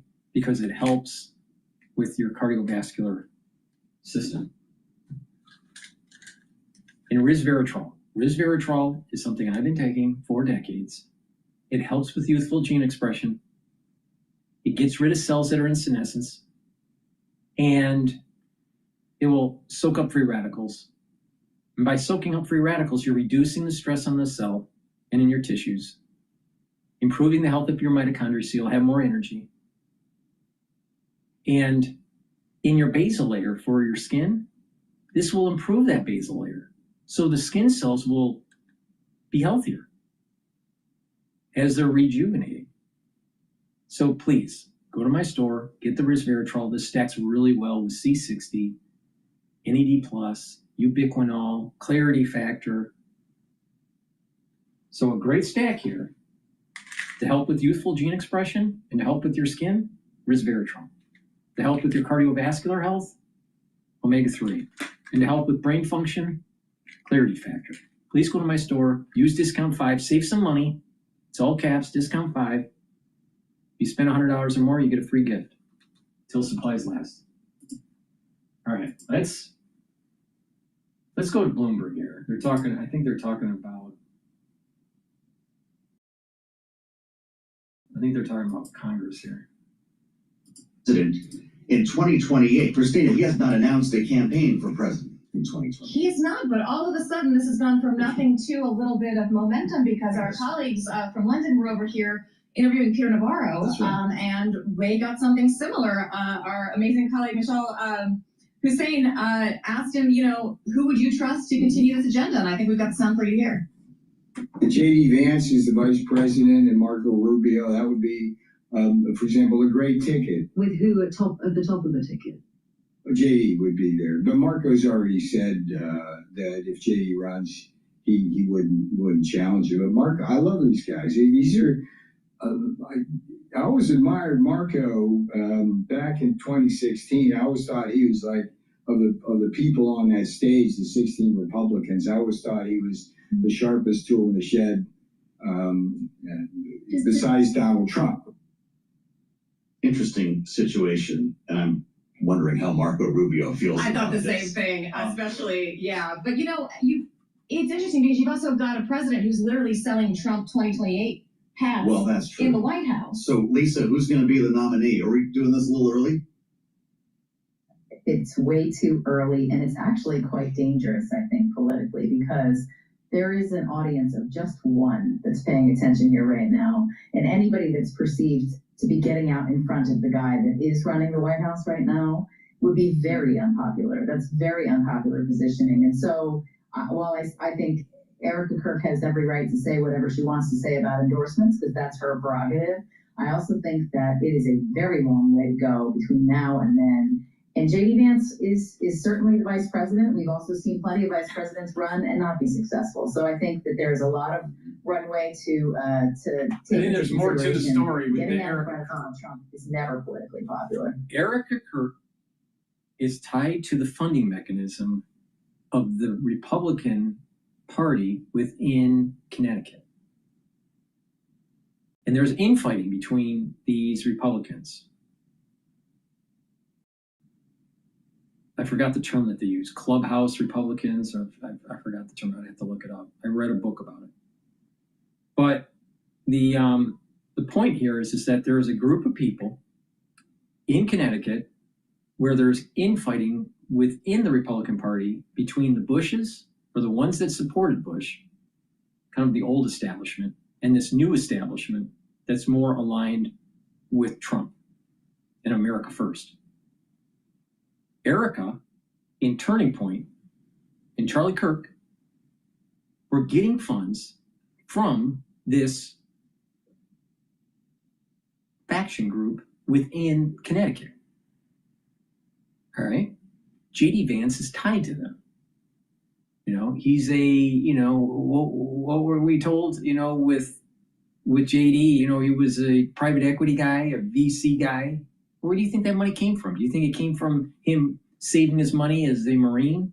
Do you think he made it when he came out of Yale? No. It's his connections, and most of those connections came from his wife. So Erica is pushing JD. We're seeing in play here, for the ones that don't know behind what's going on behind the baseball stuff. Inside baseball, I should say.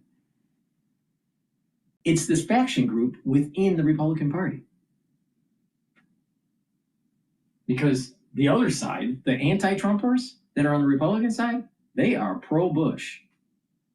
And that pro-establishment, Cheney, Bush kind of types. Views we need to do. So, Jeannie, what happened? Is this a bad move? I thought it was about transparency. I think it is a bad move. I am always in favor of releasing data and releasing reports. I think you also have a lot of concern. I mean, I was just talking about fighting on the right. You have a lot of concern in a very disgruntled Democratic base that this favors people like Kamala Harris.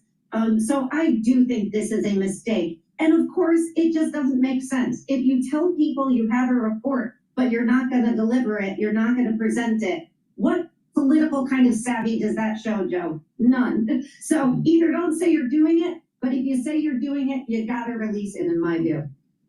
And Lisa, I was wondering what they were more afraid of, what Republicans would do with that information or what Democrats would do to themselves. I think they just would cause themselves unnecessary noise as opposed to just sharing that information internally with the candidates and the campaign managers and all the political operatives that are going to be running these campaigns, rather than releasing it out to the world and then allowing the narrative to be that Democrats are weak in a variety of different ways. To me, this is a blip on the screen. Democrats are going to take whatever they've learned and they're going to institutionalize it amongst the politicals, and they're going to hopefully use it to their advantage in the midterms. Well, I remember the 2012 Republican autopsy, Lisa. The RNC was pretty public with that autopsy, as I remember. What's the point of looking back like this, though, when the electorate has already done its autopsy?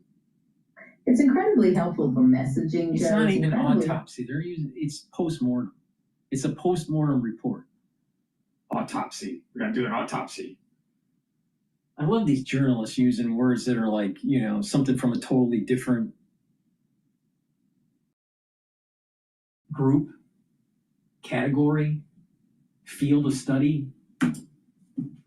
Some of the dumbest people out there. Because otherwise, it is so incredibly expensive to run a campaign that if you don't have information that you can use. Some of the dumbest people out there are journalists, especially mainstream journalists.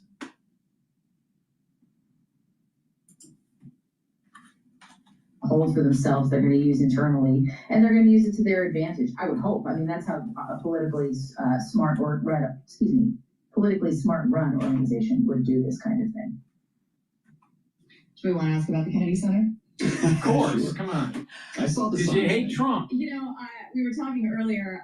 It's important to remember the Kennedy Center was not actually called the Kennedy Center when they came up with this idea. This had been kicking around since 1938. They finally got it done in 1958. And it was called the National Cultural Center. It was a rename for JFK, of course, after the assassination. Trump is trying to put his name on it. I'm wondering, and either one of you can take this, but at any point, do we reach max Trump naming things after himself saturation, even for the base? Is the ridicule factor factoring in at any point, or do you think people who support the president say the more the merrier? Oh, it's amazing that they're bitching about Trump naming stuff after his surname. Well, wait a minute here. Bloomberg TV, Bloomberg Radio, Bloomberg Terminal, Bloomberg Magazine, Bloomberg. Bloomberg does the same fucking thing.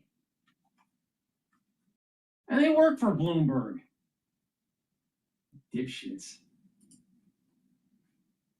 He's speaking, at least that's on the schedule, about pharmaceutical prices. Christina Ruffini, you'll meet me back here on Monday? I'll be back. Or did I ruin If this? you'll have me, I don't know. Let's talk. I think I'd love to have you back. Thank So let's keep going. Trump can't say, Trump can't name things after his surname, but Bloomberg can.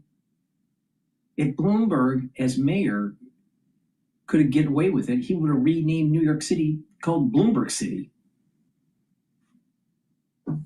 Bloomberg. Please go to my store and get the Gladiator barley. This will help to build muscle, bring down inflammation, detoxify your body, and soak up free radicals. You'll recover quicker after a workout by taking this. This is a high-density protein that has micronutrients that you can't get anywhere else. This barley is special, all right? Do some resistance training, take this every day. And by doing this, you're building muscle, you're helping your immune system, you're helping your endocrine system, you're bringing down inflammation, you're helping your brain function because you're keeping that inflammation down, you're detoxifying your body, you're soaking up free radicals, you're slowing down the aging process. Because there's going to be a day where you're going to need muscle and you're going to have to fight. Myotrol. This is really special supplement that you should be taking if you're 40 years of age or older. This will help to build muscle and maintain muscle and reduce atrophy. When you get older, you have a different gene expression profile called epigenetics. Your epigenetics changes over time at certain gates, all right? Well, if you slow down the aging process, you're slowing down that change in the epigenetics, and therefore you're slowing aging, right? You're slowing that aging process. If you're slowing down the inflammation and the free radical buildup and the decline in the cellular metabolism. And when everything's running the way it's supposed to, then your epigenetic profile will stay closer to your youthful epigenetic profile. Take Myotrol. This has polyphenols, flavonoids, and lignans to help with the gene expression to build muscle and to maintain muscle, especially if you're 40 years of age or older. You can benefit from this if you're a youth, if you're in your youth and you are an athlete. You'll gain strength by taking this, and you'll recover quicker in your workout. Now you can take this separately, or you can take this synergistically with Gladiator Barley to build muscle. Now, you don't have to be Arnold Schwarzenegger.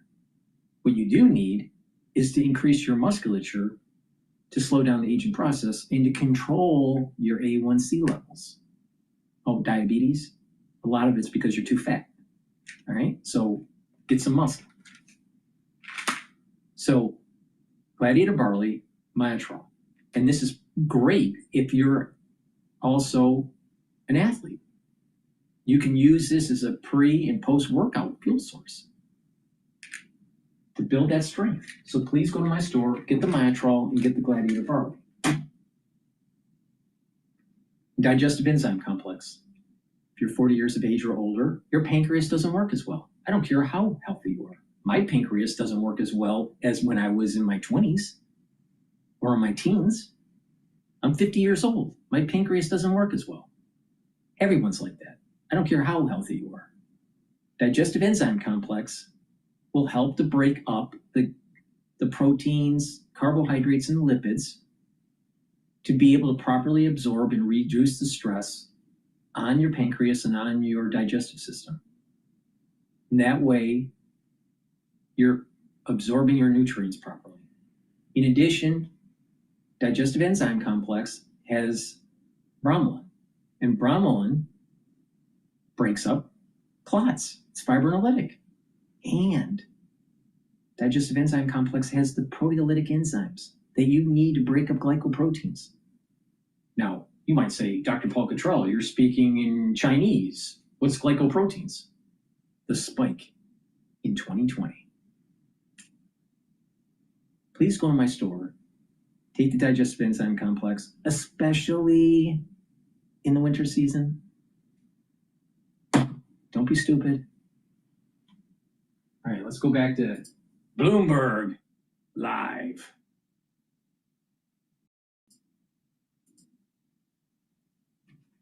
S&P advancing 61 points right now. In fact, we are on track as of now for a winning week. On the week, the S&P is up 0.1%. Right now, the S&P is gaining 0.9%, up 61 at 68.35. Dow Industrial is up 283, up by about 0.6%. And NASDAQ on this Friday up 1.2%. The NASDAQ 100 index up 1.3%. And the Russell 2000 taking part in the advance up by 0.9%. The Bloomberg Max 7 index also higher, up 0.6, with the 10-year that's currently yielding 4.14%, the 2-year 3.48%. Gold is up $21 the ounce, $43.54. That is a gain of 0.5%. Silver now surging 3%, $67.43 the ounce. West Texas Intermediate crude oil up 1%, $56.70 on WTI, and Bitcoin 86,844 Bitcoin right now, up by 1.5%. Earnings news: Nike lower after the company warned that sales will decline this quarter amid persistent weakness in China. And at its Converse brand, we've got Nike shares trading lower today. Right now, we've got Nike down by just about 9%. Also out with earnings here, UPS, FedEx. FedEx shares also lower today after earnings. FedEx right now trading lower, trading higher by 0.1%. UPS lower, it is down by 0.9%. So again, recapping the Dow, the S&P, NASDAQ, all advancing. S&P up by 0.9%. Balance of Power, the Friday edition continues right now. Back we go to Washington.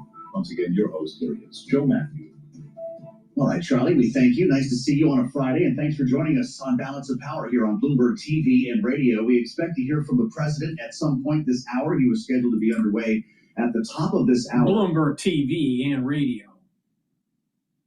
But we can't have a building called Trump in Kennedy Center. No, we can't have that. Is Orange Man bad? rally in North Carolina. It's not going to be until much later, 9 p.m. Eastern time. We've got a full day of activities at the White House as we also wait for the Epstein files to drop. This is deadline day. The Department of Justice has until midnight.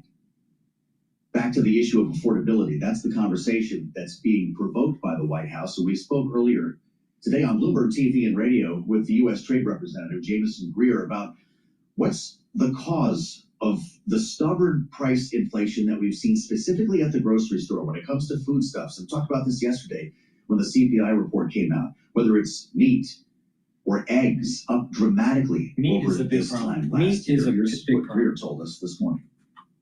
Any good president wants to address affordability, and our president is. And over the past month, we saw dairy, fruit and vegetables, all kinds of prices go down for basic staples. So that's a great development. When we saw inflation earlier, it's really about housing, healthcare, driven by Obamacare disaster. So I don't think that food imports are really going to be an issue for us. The tariff program is really about creating jobs. And think about this. Think about how crazy this is. This just came out from The Economist, right? Which is a well-respected journal, or magazine, I should say. Would you talk to an AI Jesus? A chatbot is offering personalized advice on faith. AI is not artificial intelligence. It's pseudo-intelligence. It's pi or PI. And people are, they're falling in the same trap as the Greeks did with Athena, right? And talking to the oracle. AI Jesus. Oh, they're crazy. And the sad thing is, a lot of people buy into that stupid stuff. He had a new poll out this week being cited widely that shows that Americans' approval of President Trump has now slipped to 39%. But really importantly, it's showing that his support among Republicans is eroding. And that's why you're seeing the White House really go out this week with a slew of initiatives, his primetime speech, and now this event on drug pricing. According to the White House press secretary, that's what this is going to focus on, lowering the cost of pharmaceuticals. There was some reporting out earlier today from Reuters that named those companies that could be here for a potential deal at the White House, including AbbVie, Bristol Myers, Gilead, and Merck. As you mentioned, President Trump had signed that executive order in May, urging the administration to negotiate on most favored nation drug pricing, essentially alleging that there are unfair trade practices here, that these companies are giving better rates to other countries. And the understanding has consistently been that if they can bring down the pricing, then these companies are ultimately going to get a tariff reprieve from the administration. So we'll have something potentially new to talk about in North Carolina tonight. What's the plan? It's going to Rocky Mount. He's stumping as well as campaigning. Well, and what's important about this area in North Carolina? This is North Carolina's first congressional district. It was newly redrawn. These are new maps in North Carolina, and this district had historically gone to Democrats, but now it looks like it will lean Republican. So it feels like we are so long away from next November, but everything really does have to do with the midterms. This is all about campaigning and reaching out to the voters in this area in a critical battleground state, now in a critical battleground district, potentially. But he's going for Watley, right? Michael Watley's running for Senate, and that's why they chose North Carolina, beyond its importance on the map in general. Right, exactly. This is going to be about down ballot races, because even though President Trump himself isn't on the ballot, this has a lot to do with his agenda going forward and whether or not he can get through initiatives like we saw him get through this year if Republicans don't maintain both chambers of Congress. But you're exactly right. This is the second stop in what's expected to be a domestic tour around the country on the issue of affordability. And that's really where the White House has tried to refocus the conversation. We were talking about it earlier, but in just the last 24 hours, Bloomberg News has a great story out on the terminal looking into just the list of policy initiatives released in the last 48 hours, right? Those checks that are going to service members, some gains for the... I think the money that's going to the service members is 1776 And also the tax back because of tariffs at the beginning of the year for the ones that file their taxes. This is going to be a stimulus for the economy and help people, hopefully. And hopefully that stimulus will drive more job creation. We'll see. I don't know. But here, Bloomberg News, Bloomberg TV, Bloomberg Radio, Bloomberg Terminal. But we can't have Trump Kennedy Center. Bloomberg's all over the town. Bloomberg, Bloomberg, Bloomberg.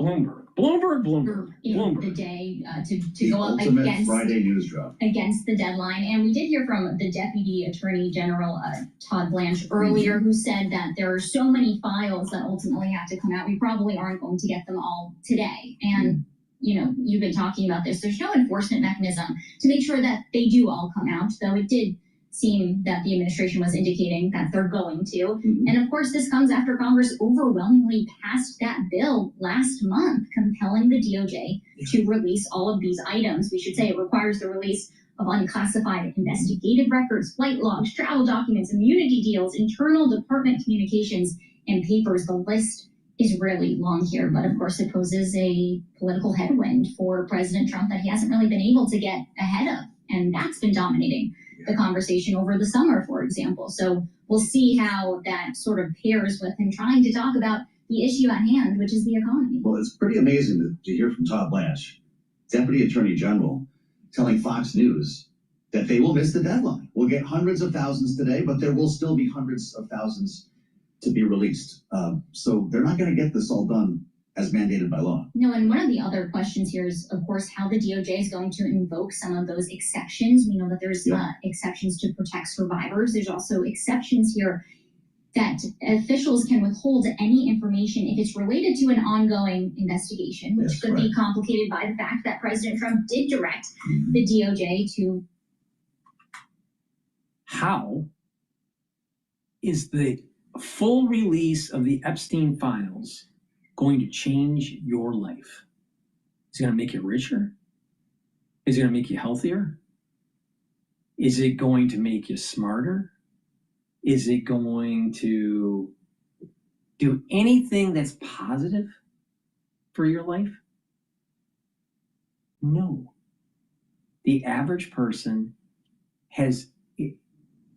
will have no benefit of this whatsoever. So all it is about gossip. All it is, well, it's about releasing the truth and what is this and what's that. Why do you even care?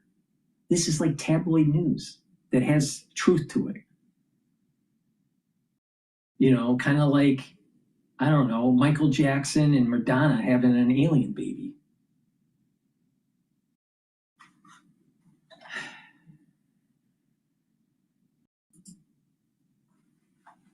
Be prepared by the end of the day. So is the administration about to break the law? They're clearly not going to fully comply here. And I encourage everyone to actually just read this law. I mean, it only takes a few minutes. It's short. It's a couple pages. But it really helps you understand what Congress has mandated here, and will help people evaluate whether or not the DOJ is compliant with what they are required to do. So was this just a matter of not getting homework done on time, or would that have been impossible knowing? No, it must be hiding. It must be hiding. The Trump administration must be hiding.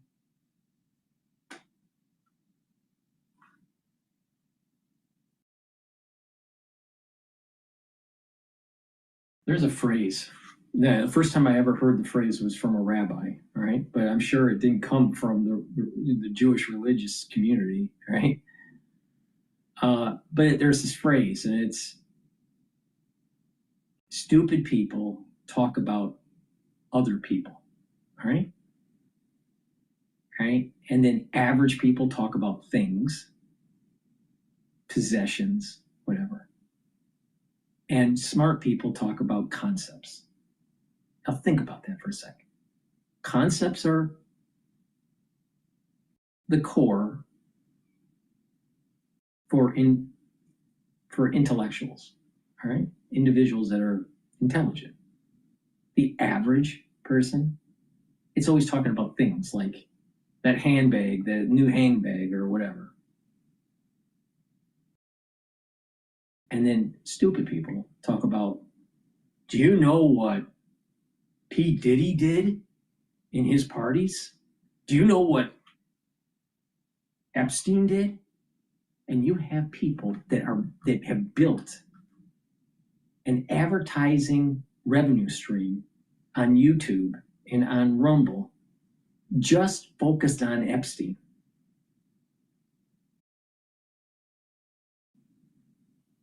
Now, I'm sure the rabbi wasn't wrong. Stupid people focus on gossip about other people, talking about other people. What's going on with Kim Kardashian? Do you need to know? I'm sure you need to know. What's going on with Epstein's files? You gotta know. Gotta know. Gotta know. What's going on? You gotta know. What about what's going on with the financial well-being of Michael Jordan? Gotta know. You have to know.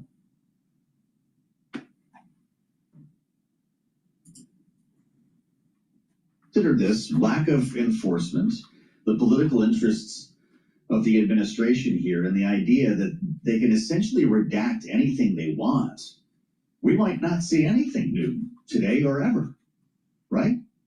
Yeah, I mean, there are, I guess, there are other... That might be true. You might not learn anything new.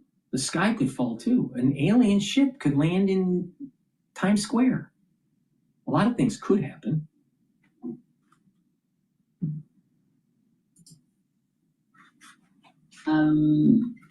I occasionally like to see what is in these documents, and once we get them, it's going to take a long time to search them and parse them out. Although, with in the current technological landscape, the processing of this type of information is much easier than it ever has been before.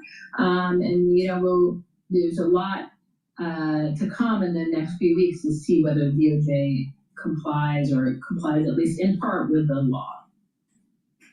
When, assuming this does happen, when the files are released, then considering, Sarah, your experience in the legal field, what will you be looking for? Because you're going to have massive bands of journalists and lawyers digging through these files all weekend. Where do you start?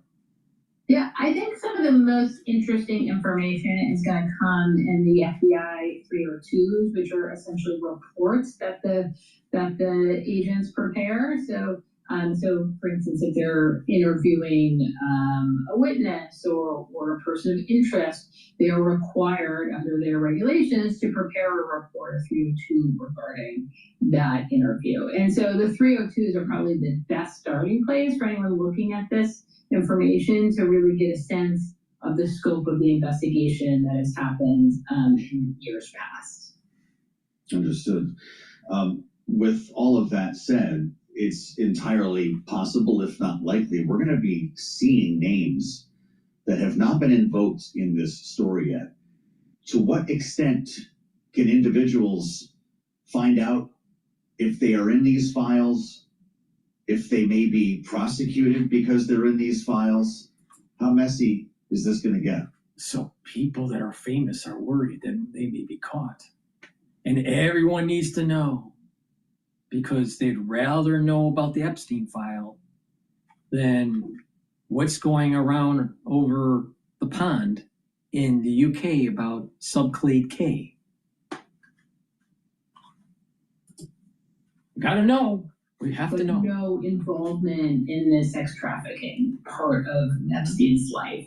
And so that person may be sort of impugned by the documents that are released, but really there was no basis to levy any criminal charges against that person, and that person was in fact ignorant of the Epstein's involvement in the criminal activity. So those types of issues are really ones that we should consider and are important ones to think about, as particularly when we have, a situation like this where we're releasing investigative files. And I think that sort of precise situation is the reason it is so unusual and to release investigative files.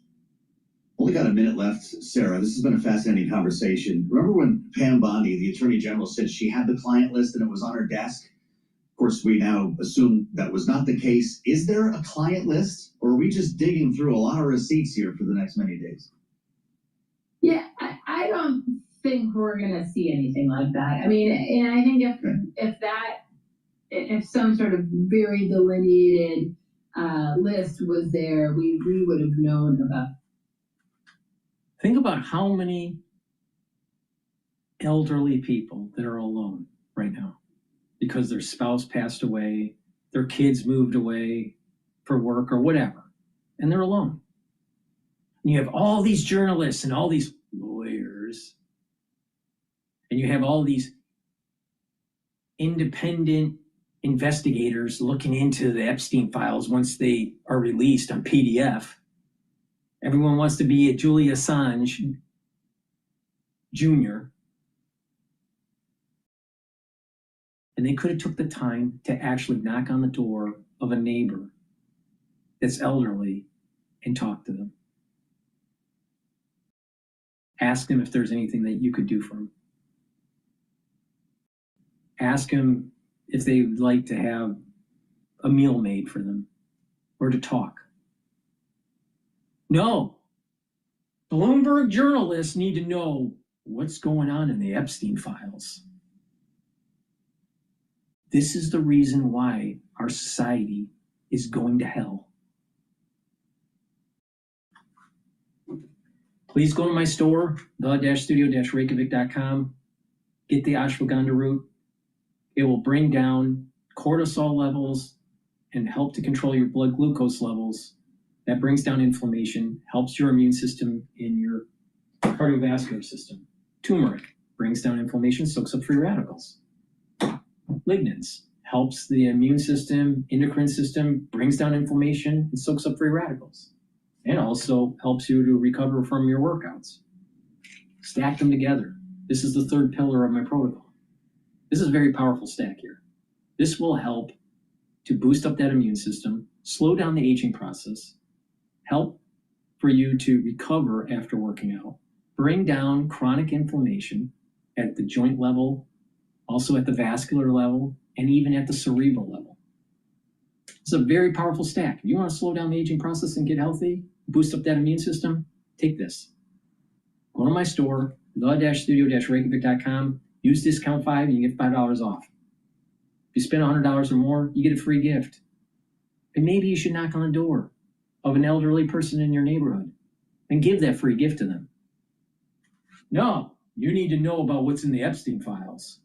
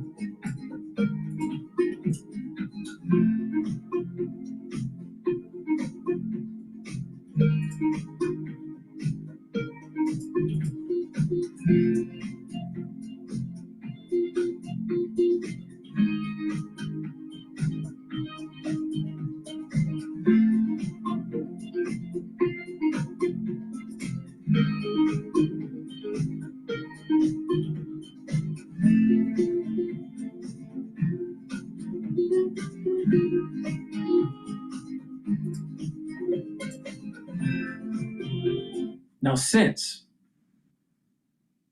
so many people out there need to know their tabloid news and what's in the Epstein files and who's possibly going to be exposed in the Epstein files, why don't we go to something really important?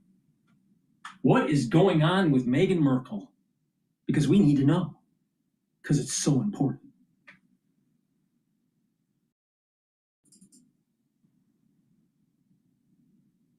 The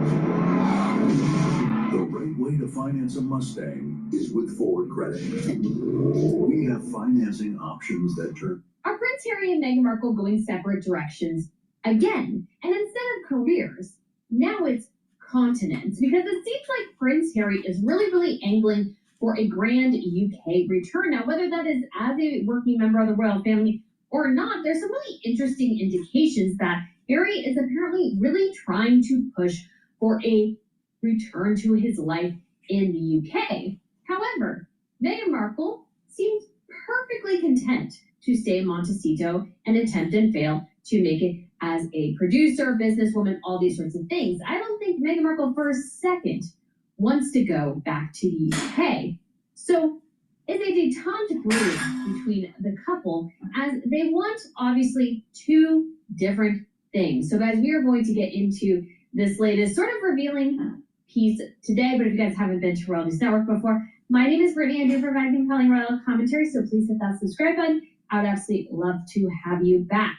And tomorrow is afternoon tea. So if you want to bring your tea, obviously we discuss some of, let's say, the more minor royal stories of the week, or something breaks on Friday, feel free to join us. It's going to be an awesome, wonderful, and amazing time, and I would love to have you check it out. So if you guys want to click the link up above, I will have the, let's say, the placeholder left for the live stream, because I'm not quite sure. We always leave things up to the whims of the day, and it is at 3 p.m. Eastern Standard Time. But let's go ahead and get into this piece, because again, there's some interesting indications here that Harry and Meghan are really veering separately.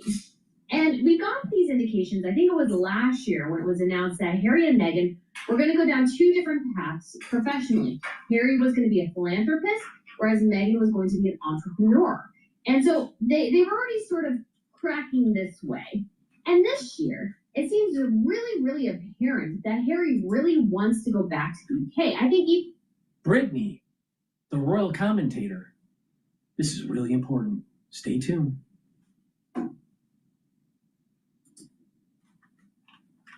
his multiple trips to Canada are a way to re-emphasize his desire to sort of be repatriated into the UK. So the split that's now this is now this.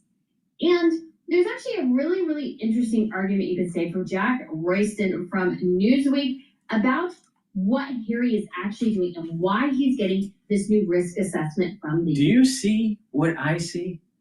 Do you sense what I sense? Hopefully you do, because if you're not, you're stupid. How many times does she have to say really? Really? Stupid people gravitate to crap like this. Meanwhile, the S&P 500 is trading at 6,837.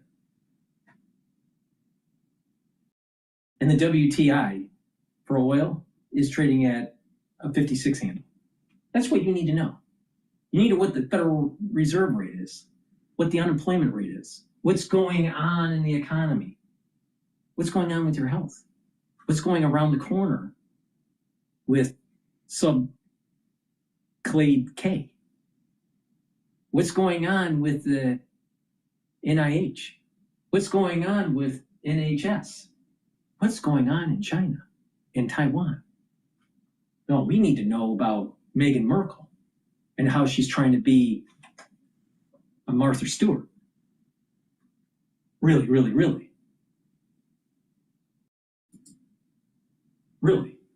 Hey, and he goes into the details, so I'll link it so you can watch the whole thing. But what's really interesting is that this risk assessment wasn't done for years, in part because Harry didn't live in the UK. Why take the time and effort for a risk assessment for a guy who may show up in the country, once or twice a year and stay for maybe a week? I mean, honestly, I've probably spent more time in the UK than Harry has over the last couple of years. And so with Harry getting this new risk assessment, he posits the question, which I think is a great one to posit, which is Harry somehow trying to orchestrate some sort of UK return in UK base. And we've had. She has 202,000 followers. On this crap? Who cares about Harry? Who cares? It's not even King Charles' kid. Who cares? I don't really care about Meghan Markle either. I couldn't give two shits.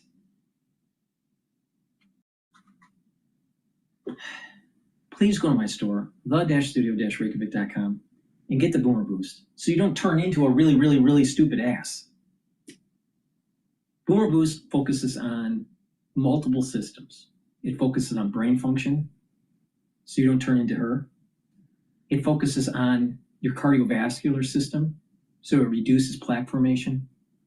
It helps to rev up your metabolism and your energy levels so your cells are performing properly and you have more vitality. It helps with musculature, helps to control your A1C levels.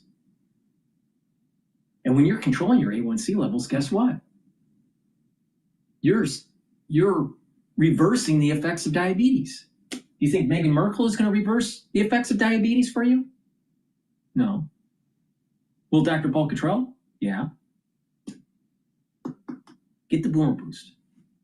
This is a very comprehensive compound profile shown on the screen here, right? You can read the label on my website.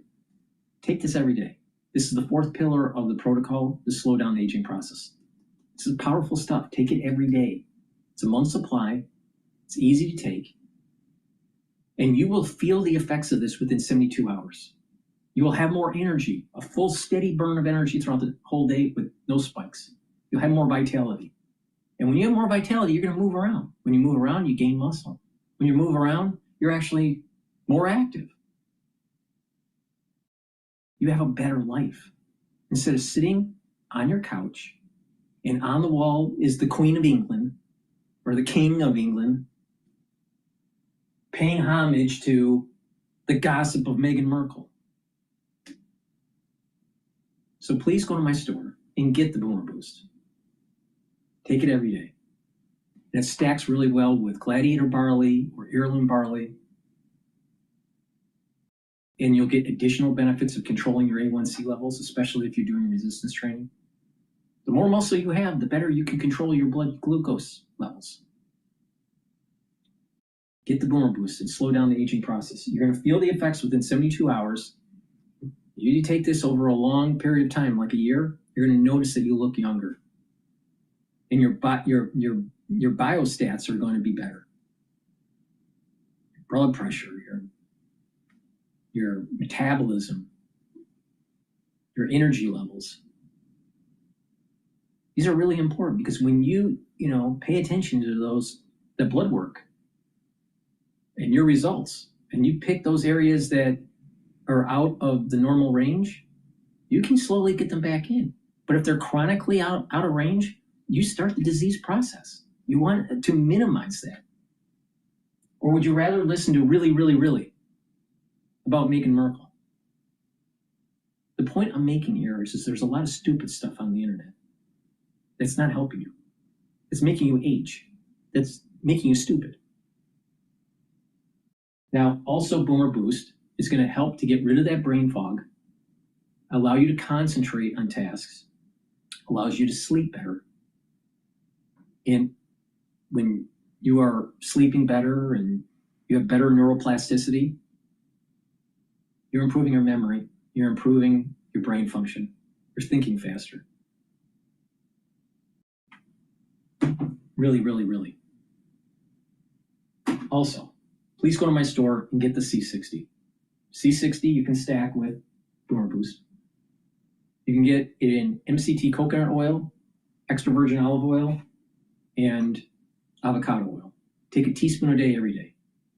And by doing that, you're soaking up free radicals, slowing down the aging process, reducing stress on your tissues and your cells, improving your mitochondria. So you have more ATP, more energy. Like I said, free radicals, lack of energy, chronic inflammation, is a major part of the aging process. If you stop those or mitigate them, you're slowing down the aging process. Take C60, a teaspoon a day, preferably on an empty stomach, every day. I've been taking this every day since 2016. Now, take a teaspoon a day, and it's going to soak up those free radicals, improve the health of your mitochondria, you'll have more energy. At your vascular level, it's going to prevent plaque buildup. Why? Because it's preventing oxidized LDL, because you're soaking up the free radicals, and free radicals are needed for to oxidize the LDL. Well, if they're not there, you can't oxidize the LDL, and therefore the plaque doesn't form. Pretty simple concept. When you go to your brain level, your neurons have free radicals building up, especially if it's stressed. You can soak those up. And when you soak those up, your neurons are healthier, producing more neurotransmitters. So your actual neural networks are improved. So you think faster, you have better memory. You're improving the health of your neuron and maintaining the myelin sheath. If you're chronically inflamed at the neuron level, you slowly have those neurons die. They slowly start receding. They don't communicate with the other neurons. And eventually, through that recession, the myelin sheath starts to degrade, and then the neuron dies, and it's too late. You got Swiss cheese brain. You don't want that.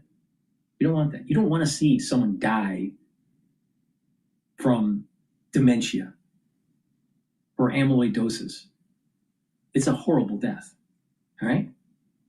Now, do you want to really, really, really listen to this kind of crap about Meghan Markle? Or would you rather take charge of your life so you can actually enjoy it and be a part of society, not just a cog in the wheel, just absorbing something from a stupid ass? Go to my store, follow my protocol, and slow down the aging process. Why? Because it fucking works.